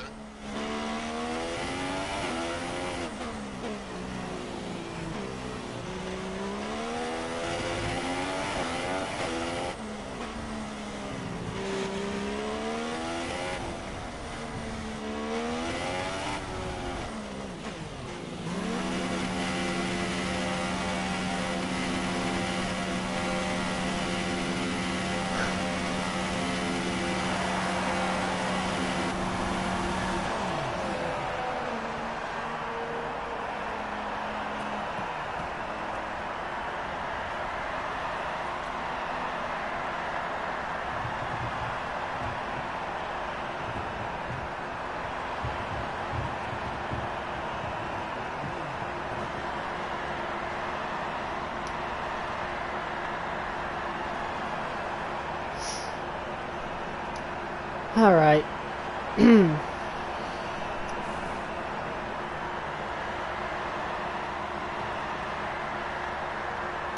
There was nothing wrong with that last lap other than being on old tyres. So if we can replicate that lap on a better set of tyres, I'm going to be a happy guy. Because a new set of tyres is worth around 8/10. Well, judging from the last lap, it's probably more like 5-6/10. Either way, it's a lot of time, so...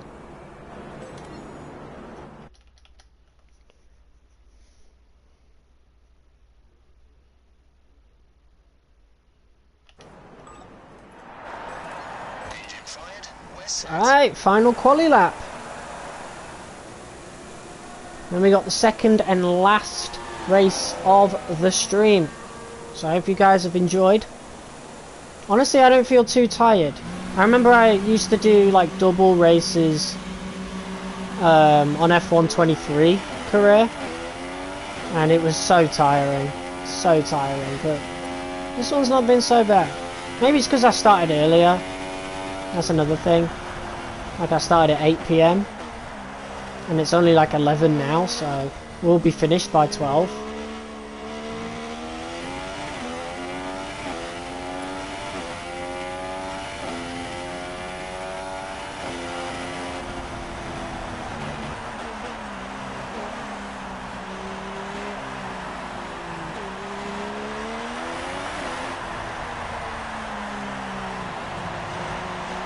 Pascal's currently in 6th place, P6. Okay, but has he gone out and set another lap yet?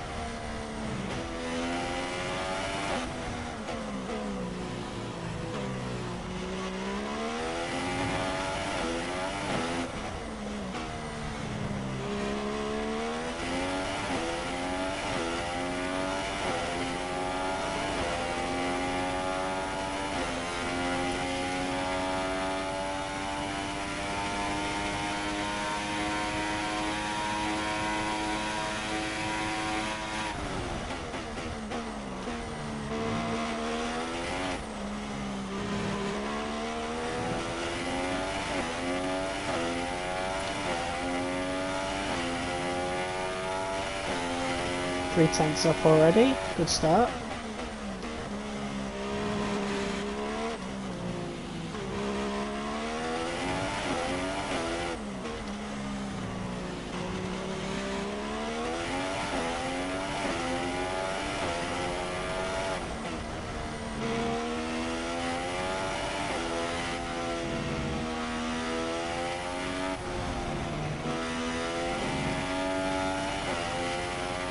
Not the greatest last section there. I think we lost like a tenth. It's fine though.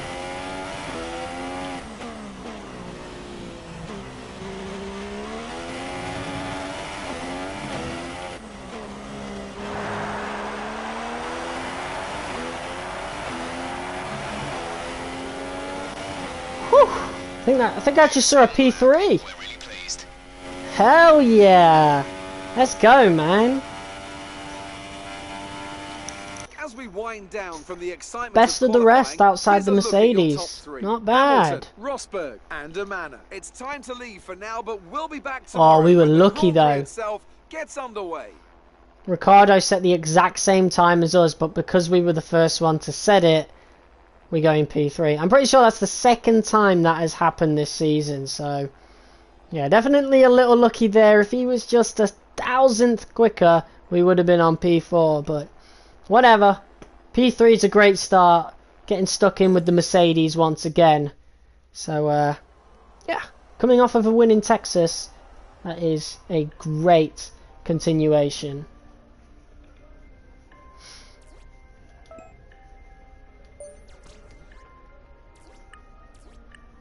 Oh, and it's especially good that we beat Ricardo as well, because he's our rival and we're drawing right now. I feel like we got a good chance of beating him. We literally just had that one-on-one battle with him in Texas, so the game's picked the right rival, I think. Hello. I just wanted to pass on the team's expectations for this race. Good luck. Finishing P5 or higher, place higher than Ricardo, beat Pascal. Alright, let's get into the race. 3 races left to go of this series. It's going to be sad to see it go after next week, but you know, we've got the new DLC coming out soon for F1 25, so yeah, it's finishing up at the perfect time. Whatever, let's get into the race. Alright, welcome back, Country Bear.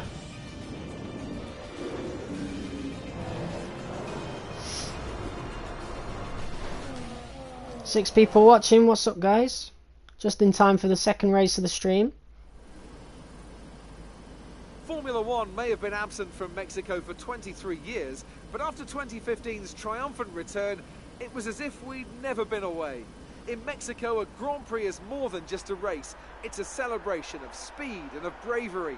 There's nothing quite like the atmosphere in the stadium today. They'll be drowning out the cars with their noise as they make their way through on lap 1. At 2,285 metres above sea level, the thin air of the Autodromo Hermanos Rodriguez poses a unique challenge, not just to a driver's skill, but to the efficiency of their engines as well. 17 corners make up a lap of this 2.6-mile circuit, and you can expect incredible speeds in excess of 220 miles per hour, and overtaking too into the hard braking zones of turns 1 and turn 4. And joining me amongst the cheers of the phenomenal Mexican fans, it's Anthony Davidson. And welcome along to this historic circuit. What an occasion this is. Yeah, it's hard to believe when you see the passion this country has for the sport that Formula One was away from Mexico for so long. It's fantastic to be here, and let's hope that the race lives up to the party atmosphere we've got going. It's a real fast track, this. We get up to Monza levels of speed down the main straight thanks to the high altitude here at over 2,000 metres above sea level. And with that comes the challenge of having less downforce in the corners. So that makes it a really demanding circuit, both for the drivers and engineers. Only 3 races left. You still have a chance at the title, but we're going to need some special performances. See what you can do. Well, all right. After an exciting qualifying session yesterday, let's take a look at how the cars line up. Lewis Hamilton lines up on pole position, with Nico Rosberg alongside. Looking down the rest of the grid, we have Amana, Ricciardo, Max Verstappen, and Raikkonen, Vettel, Wehrlein, Alonso, and Sergio Perez, Bottas, Grosjean, Jenson Button, and Hülkenberg, Kvyat, Gutierrez, Carlos Sainz, and Felipe Massa, Magnussen, and Palmer, Marcus Ericsson, and Felipe Nasser starts from the back of the grid. Now it's almost time to lights out, so let's go down to the track. Alright. Starting in P3 as well, we're going to get a lovely slipstream off of Lewis Hamilton. So we've got a good chance of actually, you know, taking the lead into turn 1. Nico Rosberg's probably in the worst position to start like on the circuit, because in P2 you've got no car ahead of you, so no slipstream from the get-go on what is a pretty big straight. So we are doing super softs. What? Why? They will not last this long. There's no way. Oh, but I can't change them anyway, so I'm going to have to be on super softs. See, I was really thinking it was going to be a softs to medium strategy, but I guess not. I guess not. Like, unless we have like a safety car really early, it doesn't seem like we're going to be using the mediums at all, so it is what it is. But I really don't think... Oh, actually, yeah, the pit lap is lap 5, so... I was going to say, like, if it was going to be 6, I would have been a bit worried, but... yeah. Let's do... 5 laps on the super softs, then onto the softs. And if there needs to be any changes due to a safety car or anything, we'll make it. So, yeah. Without further ado, let's start.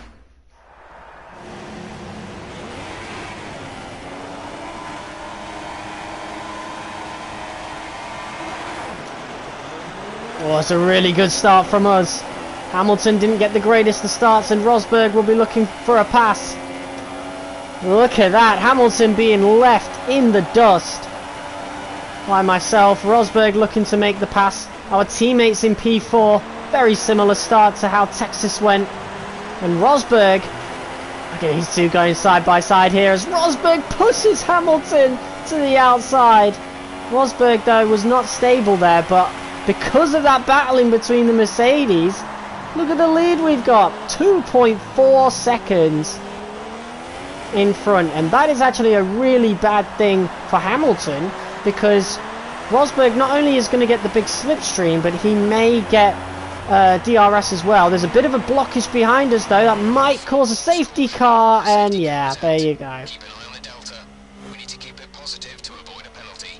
Slow down, maintain positive delta. It was such a great start. To an alternate strategy. Do you want to change or stick to plan A? Okay, copy that. Well, just as I said. On to the mediums for the rest of the race, and that's how it's going to go.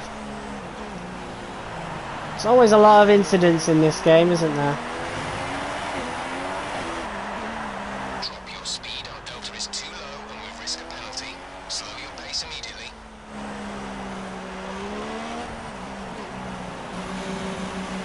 Alright then. Oh, and Rosberg's the one taking the pit, so Hamilton's actually going to have a bit of a disadvantage here. Wehrlein's not pitted yet, that's good. I'm glad they didn't go for a double stack. And here we are on the mediums, the hardest compound that we have available to us, and this will be for the rest of the race. Looks like we're coming out in P9, in between the two Williams.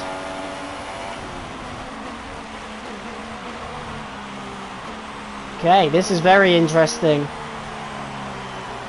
Especially for people that are, you know, on softs or super softs, or we're going on to softs.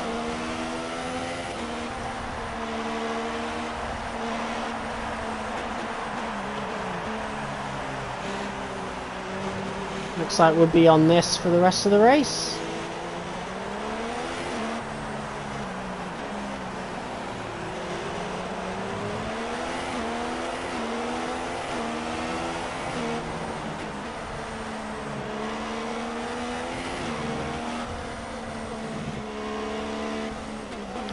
Jesus, what's he doing? That'd be a penalty in real life. Very unsafe driving from Massa then.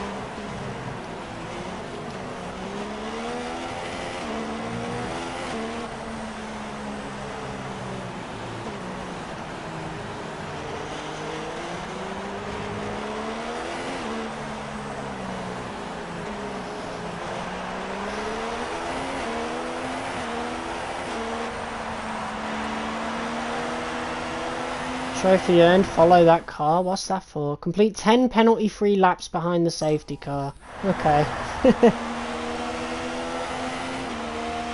How'd you get a penalty under the safety car?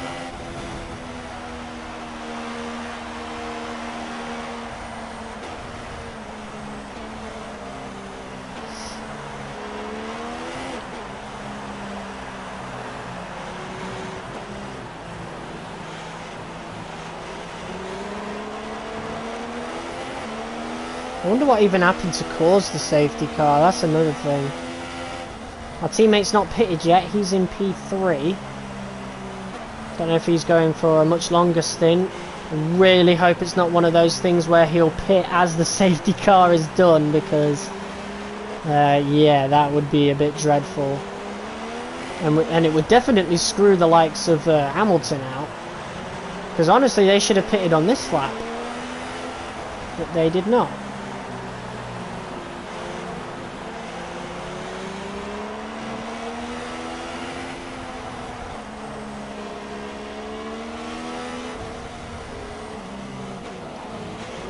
Why did he brake so hard there?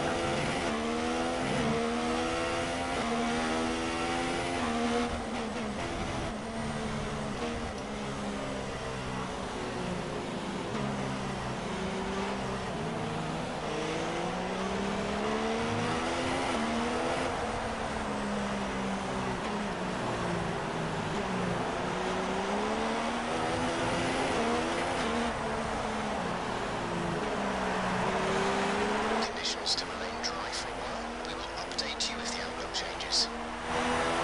Yeah, there's a car pit. It's Hamilton. Unbelievable. I think my teammate leads the race now. Wehrlein. Oh no, he doesn't. He's in P2.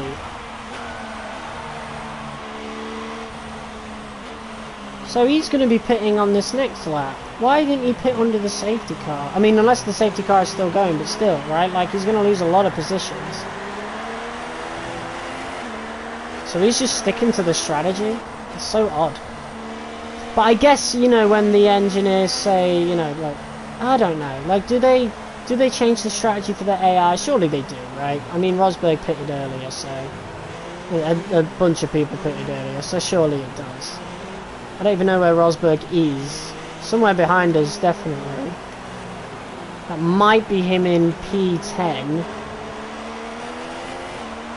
I'm not entirely sure. Oh no, that's him in P11. So Rosberg's in P11. These guys still need to pit. Pretty much everyone around us still needs to pit. So look how slow he goes here. Safety car in this lap. Safety car in this lap. Okay. Let's make sure those tyres are up to temperature, and remember there is no overtaking until the first safety car line. Stay in position until the green flags.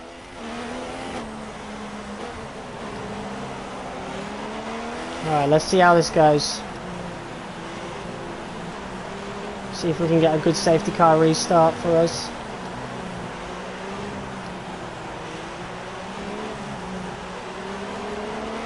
Getting some information on signs. They have an issue with their car. They're going to be slow. Okay. The gap to the leader is 2.2 seconds. I think Wehrlein's going to be leading in a second. There he is, leading now. As we look to catch up to Massa.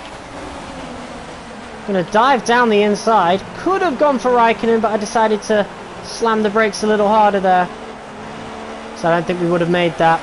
But we have made it past Massa, so that was a really good judgment on the brakes from me there. And we do have a bit of time to make up on Raikkonen because of that. 0.8 seconds.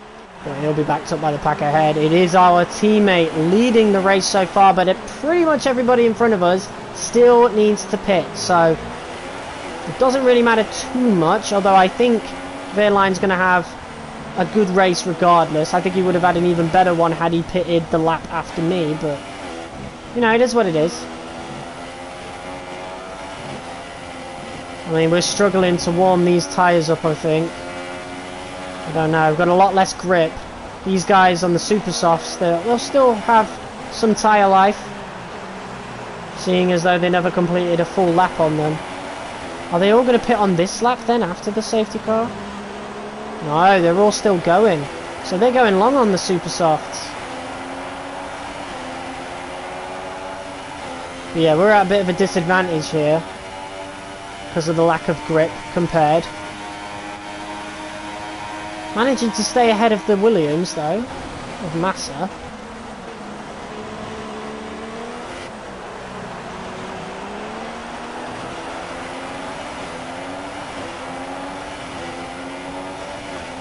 See if we can start making some moves.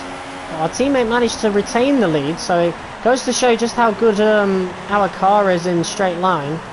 We've always known it was pretty good. It was definitely our biggest strength throughout the season. So tracks like this play right into our hands.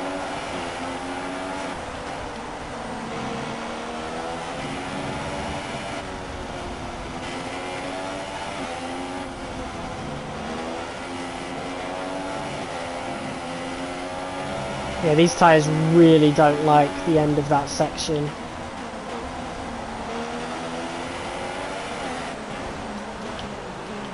Thought about it, I was thinking about Ascend in the stadium section on Raikkonen, but thought better of it. And there goes a bunch of people pitting. Oh my god! Engine failure for Verstappen! Look at the massive plume of smoke! That was so sudden. Raikkonen definitely got slowed down by that. And we have taken the lead of the Grand Prix. Hamilton just set the fastest lap. He's quite far behind us, I think, though. So it'll take him a while to catch up. But look at that gap as Raikkonen fights so hard. Too hard against Massa.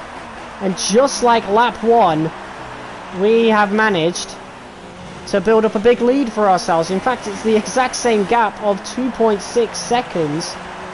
This is absolutely perfect for us. I wonder where our teammate's going to lead up. Or end up, I mean.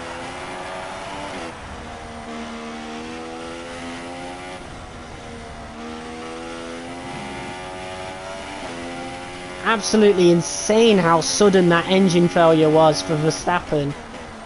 I guess that's one less car between us and Wehrlein. The higher up Wehrlein can finish, the better for the team.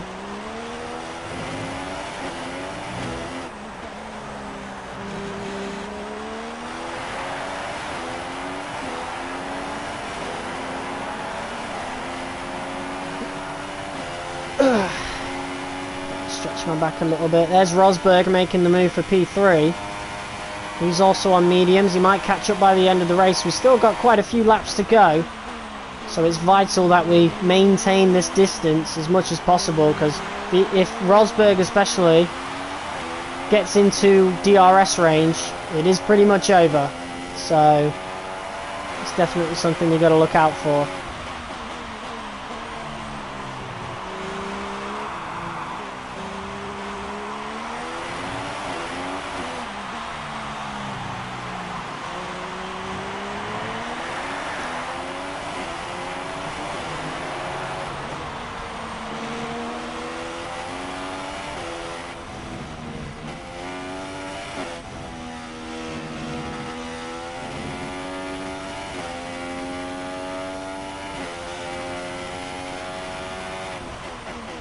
Bottas must really be backing up Rosberg right now. Really frustrating the German. He's got to be pitting on this lap, Bottas. He's really holding Rosberg back. I don't know why. Maybe a little deal with Mercedes to try and get Hamilton winning. I don't know. But we've extended from 2.6 to about 4.5 seconds. So we've gained about 2 seconds because of that. Interesting. So Rosberg's got it all to do, but he's got plenty of time. We are only halfway through the race. Rosberg's got the job to do. Catch up to me for the second half of the race. And our job is to maintain this distance as much as we possibly can. He's got a much quicker car, but there's a lot of time between us.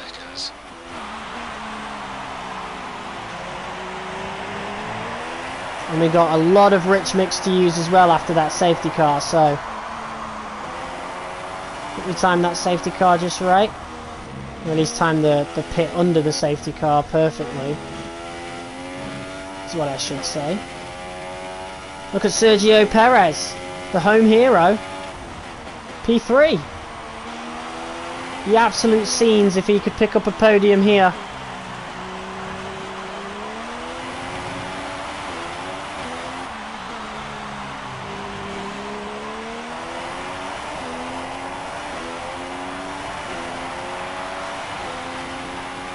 4.2 seconds now. Rosberg's gained by a few tenths. So, I think he'll catch up eventually. Will it be in time for the end of the race? And will we be able to do anything about it? It's another story altogether. We'll find out very soon. We just got to keep the good laps up.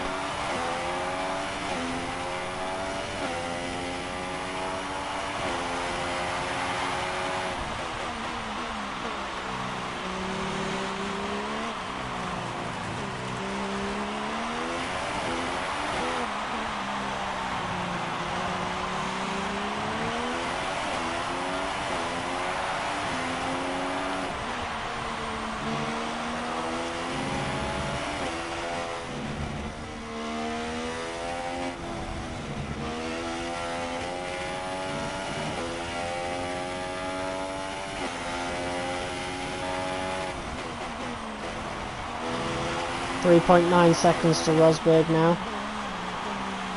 Little by little he's chipping away.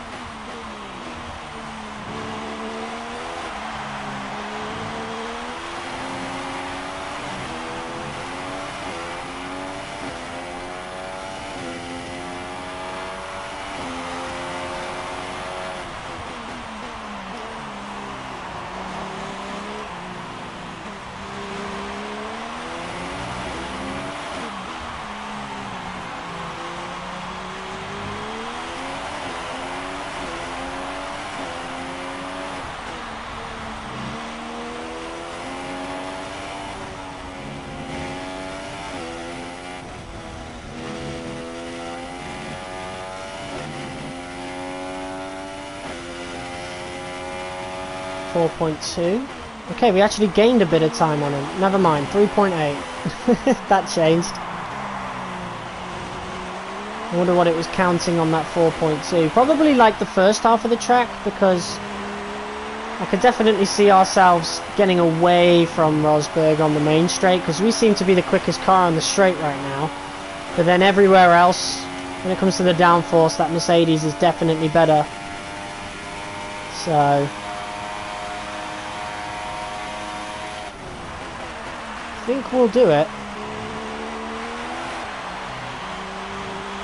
So I don't think he's gaining fast enough.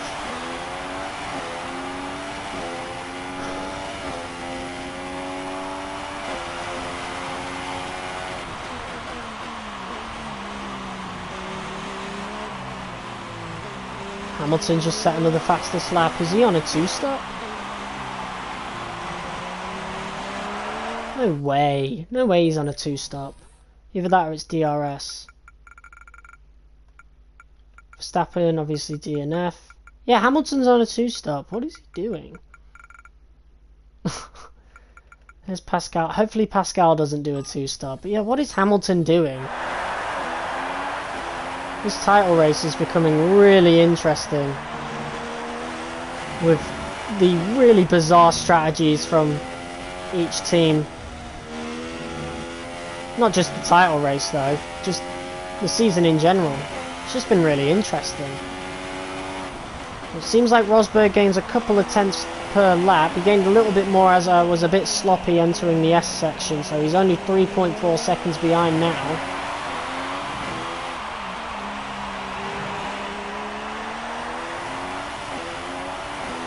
The chase is on.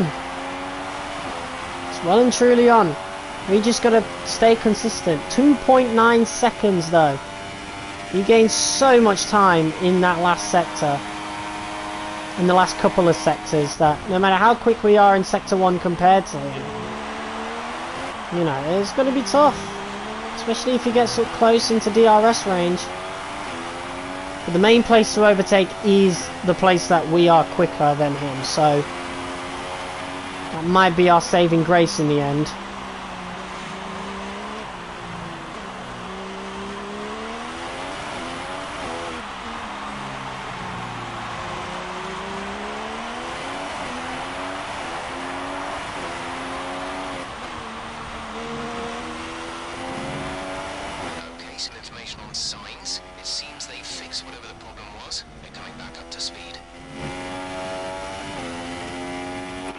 Driver behind. Oh, why are you not listening to me? Driver behind. Say again, you're breaking up. Fuck you, man. You've been working all day.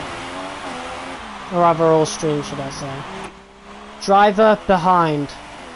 Rosberg is behind you. The gap to the car behind is 3.2 seconds. They're on old mediums. The time last lap was a 1 minute 21.3. Okay, distance to teammate He's only... 23.8 Well, seconds. I don't know how much quicker he is than me, because I don't know what my last lap was. Time last lap. The time last lap was a 1:21. He's 2/10 quicker than me. That checks out. 2/10 quicker. Will that be enough for him to catch up? We have 5 laps of fuel remaining. Got 4 laps to go. Could still pull this off.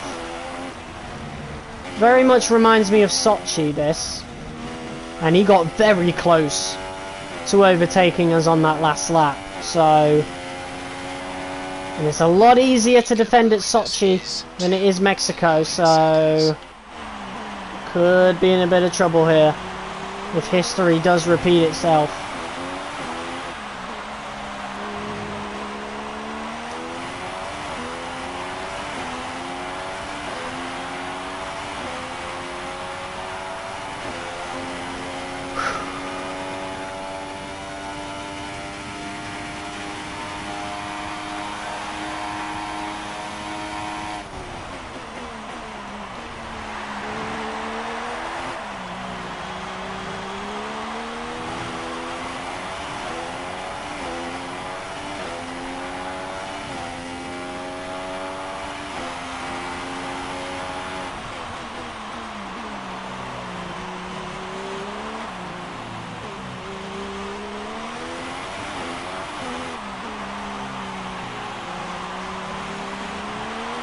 Conditions should remain dry. We will keep you informed of any changes to the weather.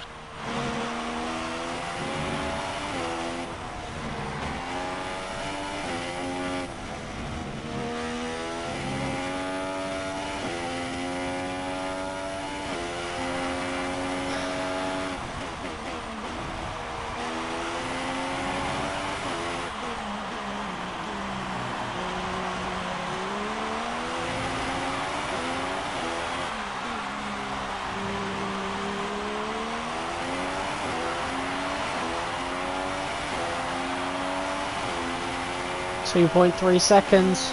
3 laps to go.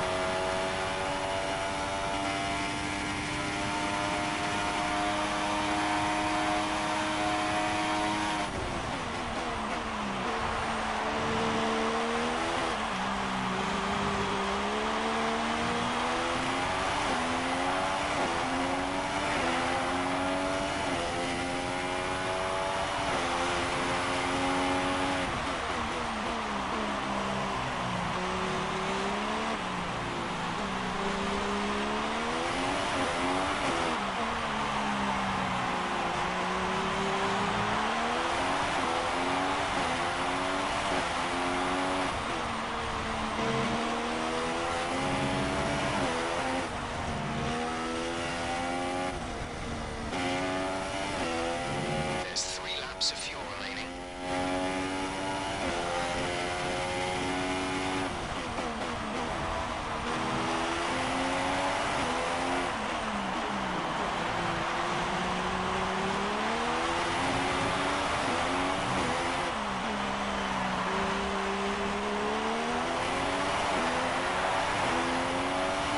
Yeah, he's gaining more and more time as the tyre wear kicks in. He is now within DRS with 2 laps to go. He might have escaped it. He might not have DRS right now, but he definitely will for the next lap, for the final lap. So it is literally a repeat of Sochi.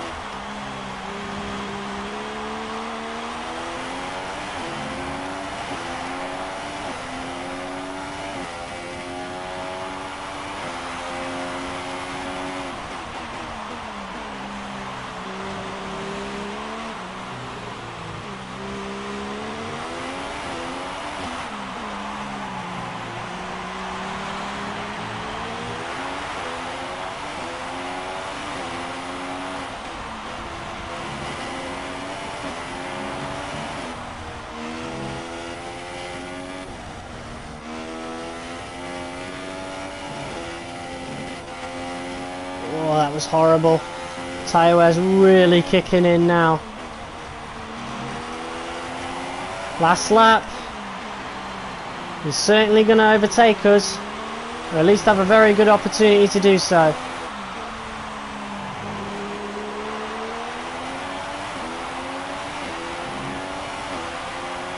This is your final lap of the race.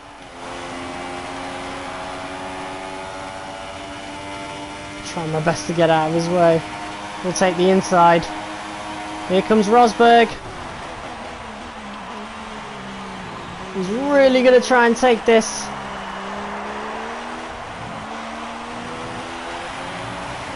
Come on! It's going to be so close. But I'm pretty sure we'll take it. We locked up! Rosberg locked up trying to keep up with me then, or at least keep P1. He did take it for a couple seconds there. If we had one more lap in it, just like Sochi, he would have won. We have just about managed to escape with the win here in Mexico. 2 wins in a row as well. I think that's the first time in this series that we have done it. And even though he is only coming second today, that's going to have big implications for the championship because Hamilton is nowhere to be seen. Every time Rosberg makes a mistake, Hamilton makes that similar mistake the next race. It's interesting, man. But there's P1. 2 wins from 2 this episode. Exactly what we needed. Brilliant stuff from Manor today. What a superb victory. Let's go, man. What a race. Tell me, Ant, Just about salvaged it. Well, the safety car completely changed the race, didn't it? It's hard to say exactly what would have happened without it, but there's no question that they came out of that situation in a good position. I think Sergio Perez got P3 as well. No, it was Ricardo. He's breaking Mexican hearts. Perez had P3 that whole race. What a shame.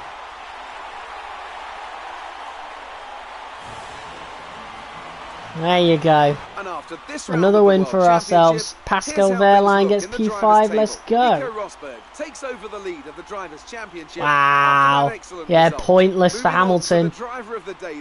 Anthony Davidson, who would you go for?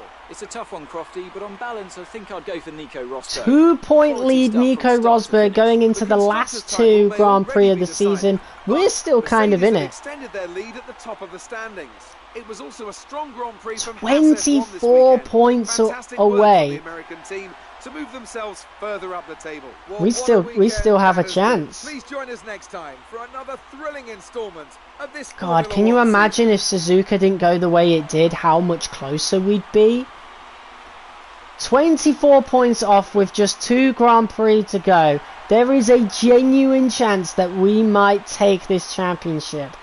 In all honesty, outside of Season 3 of F123 My Team, this has been the best career season ever. Like, this has been amazing. There's so many occasions where we've been like, oh, we're in the title race, and then oh, it's over, and then it's brought it back. And man, I really hope these next 2 episodes go our way and we can just continuously gain points, and maybe, just maybe, if the Mercedes keeps stumbling, we might just be able to clinch, to steal a Drivers' Championship. That would be absolutely insane. Absolutely insane if we could pull that off.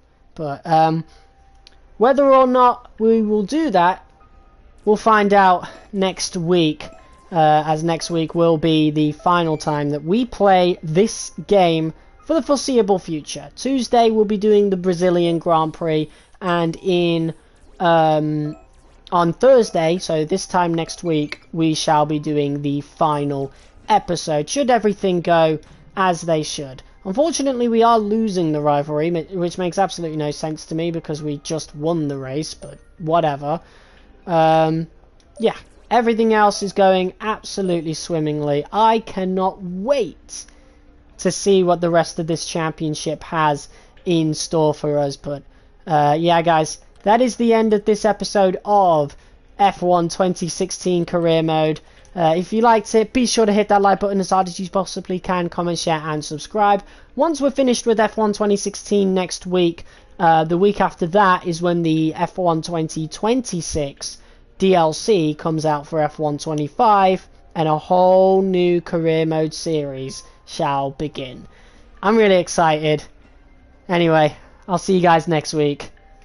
Peace.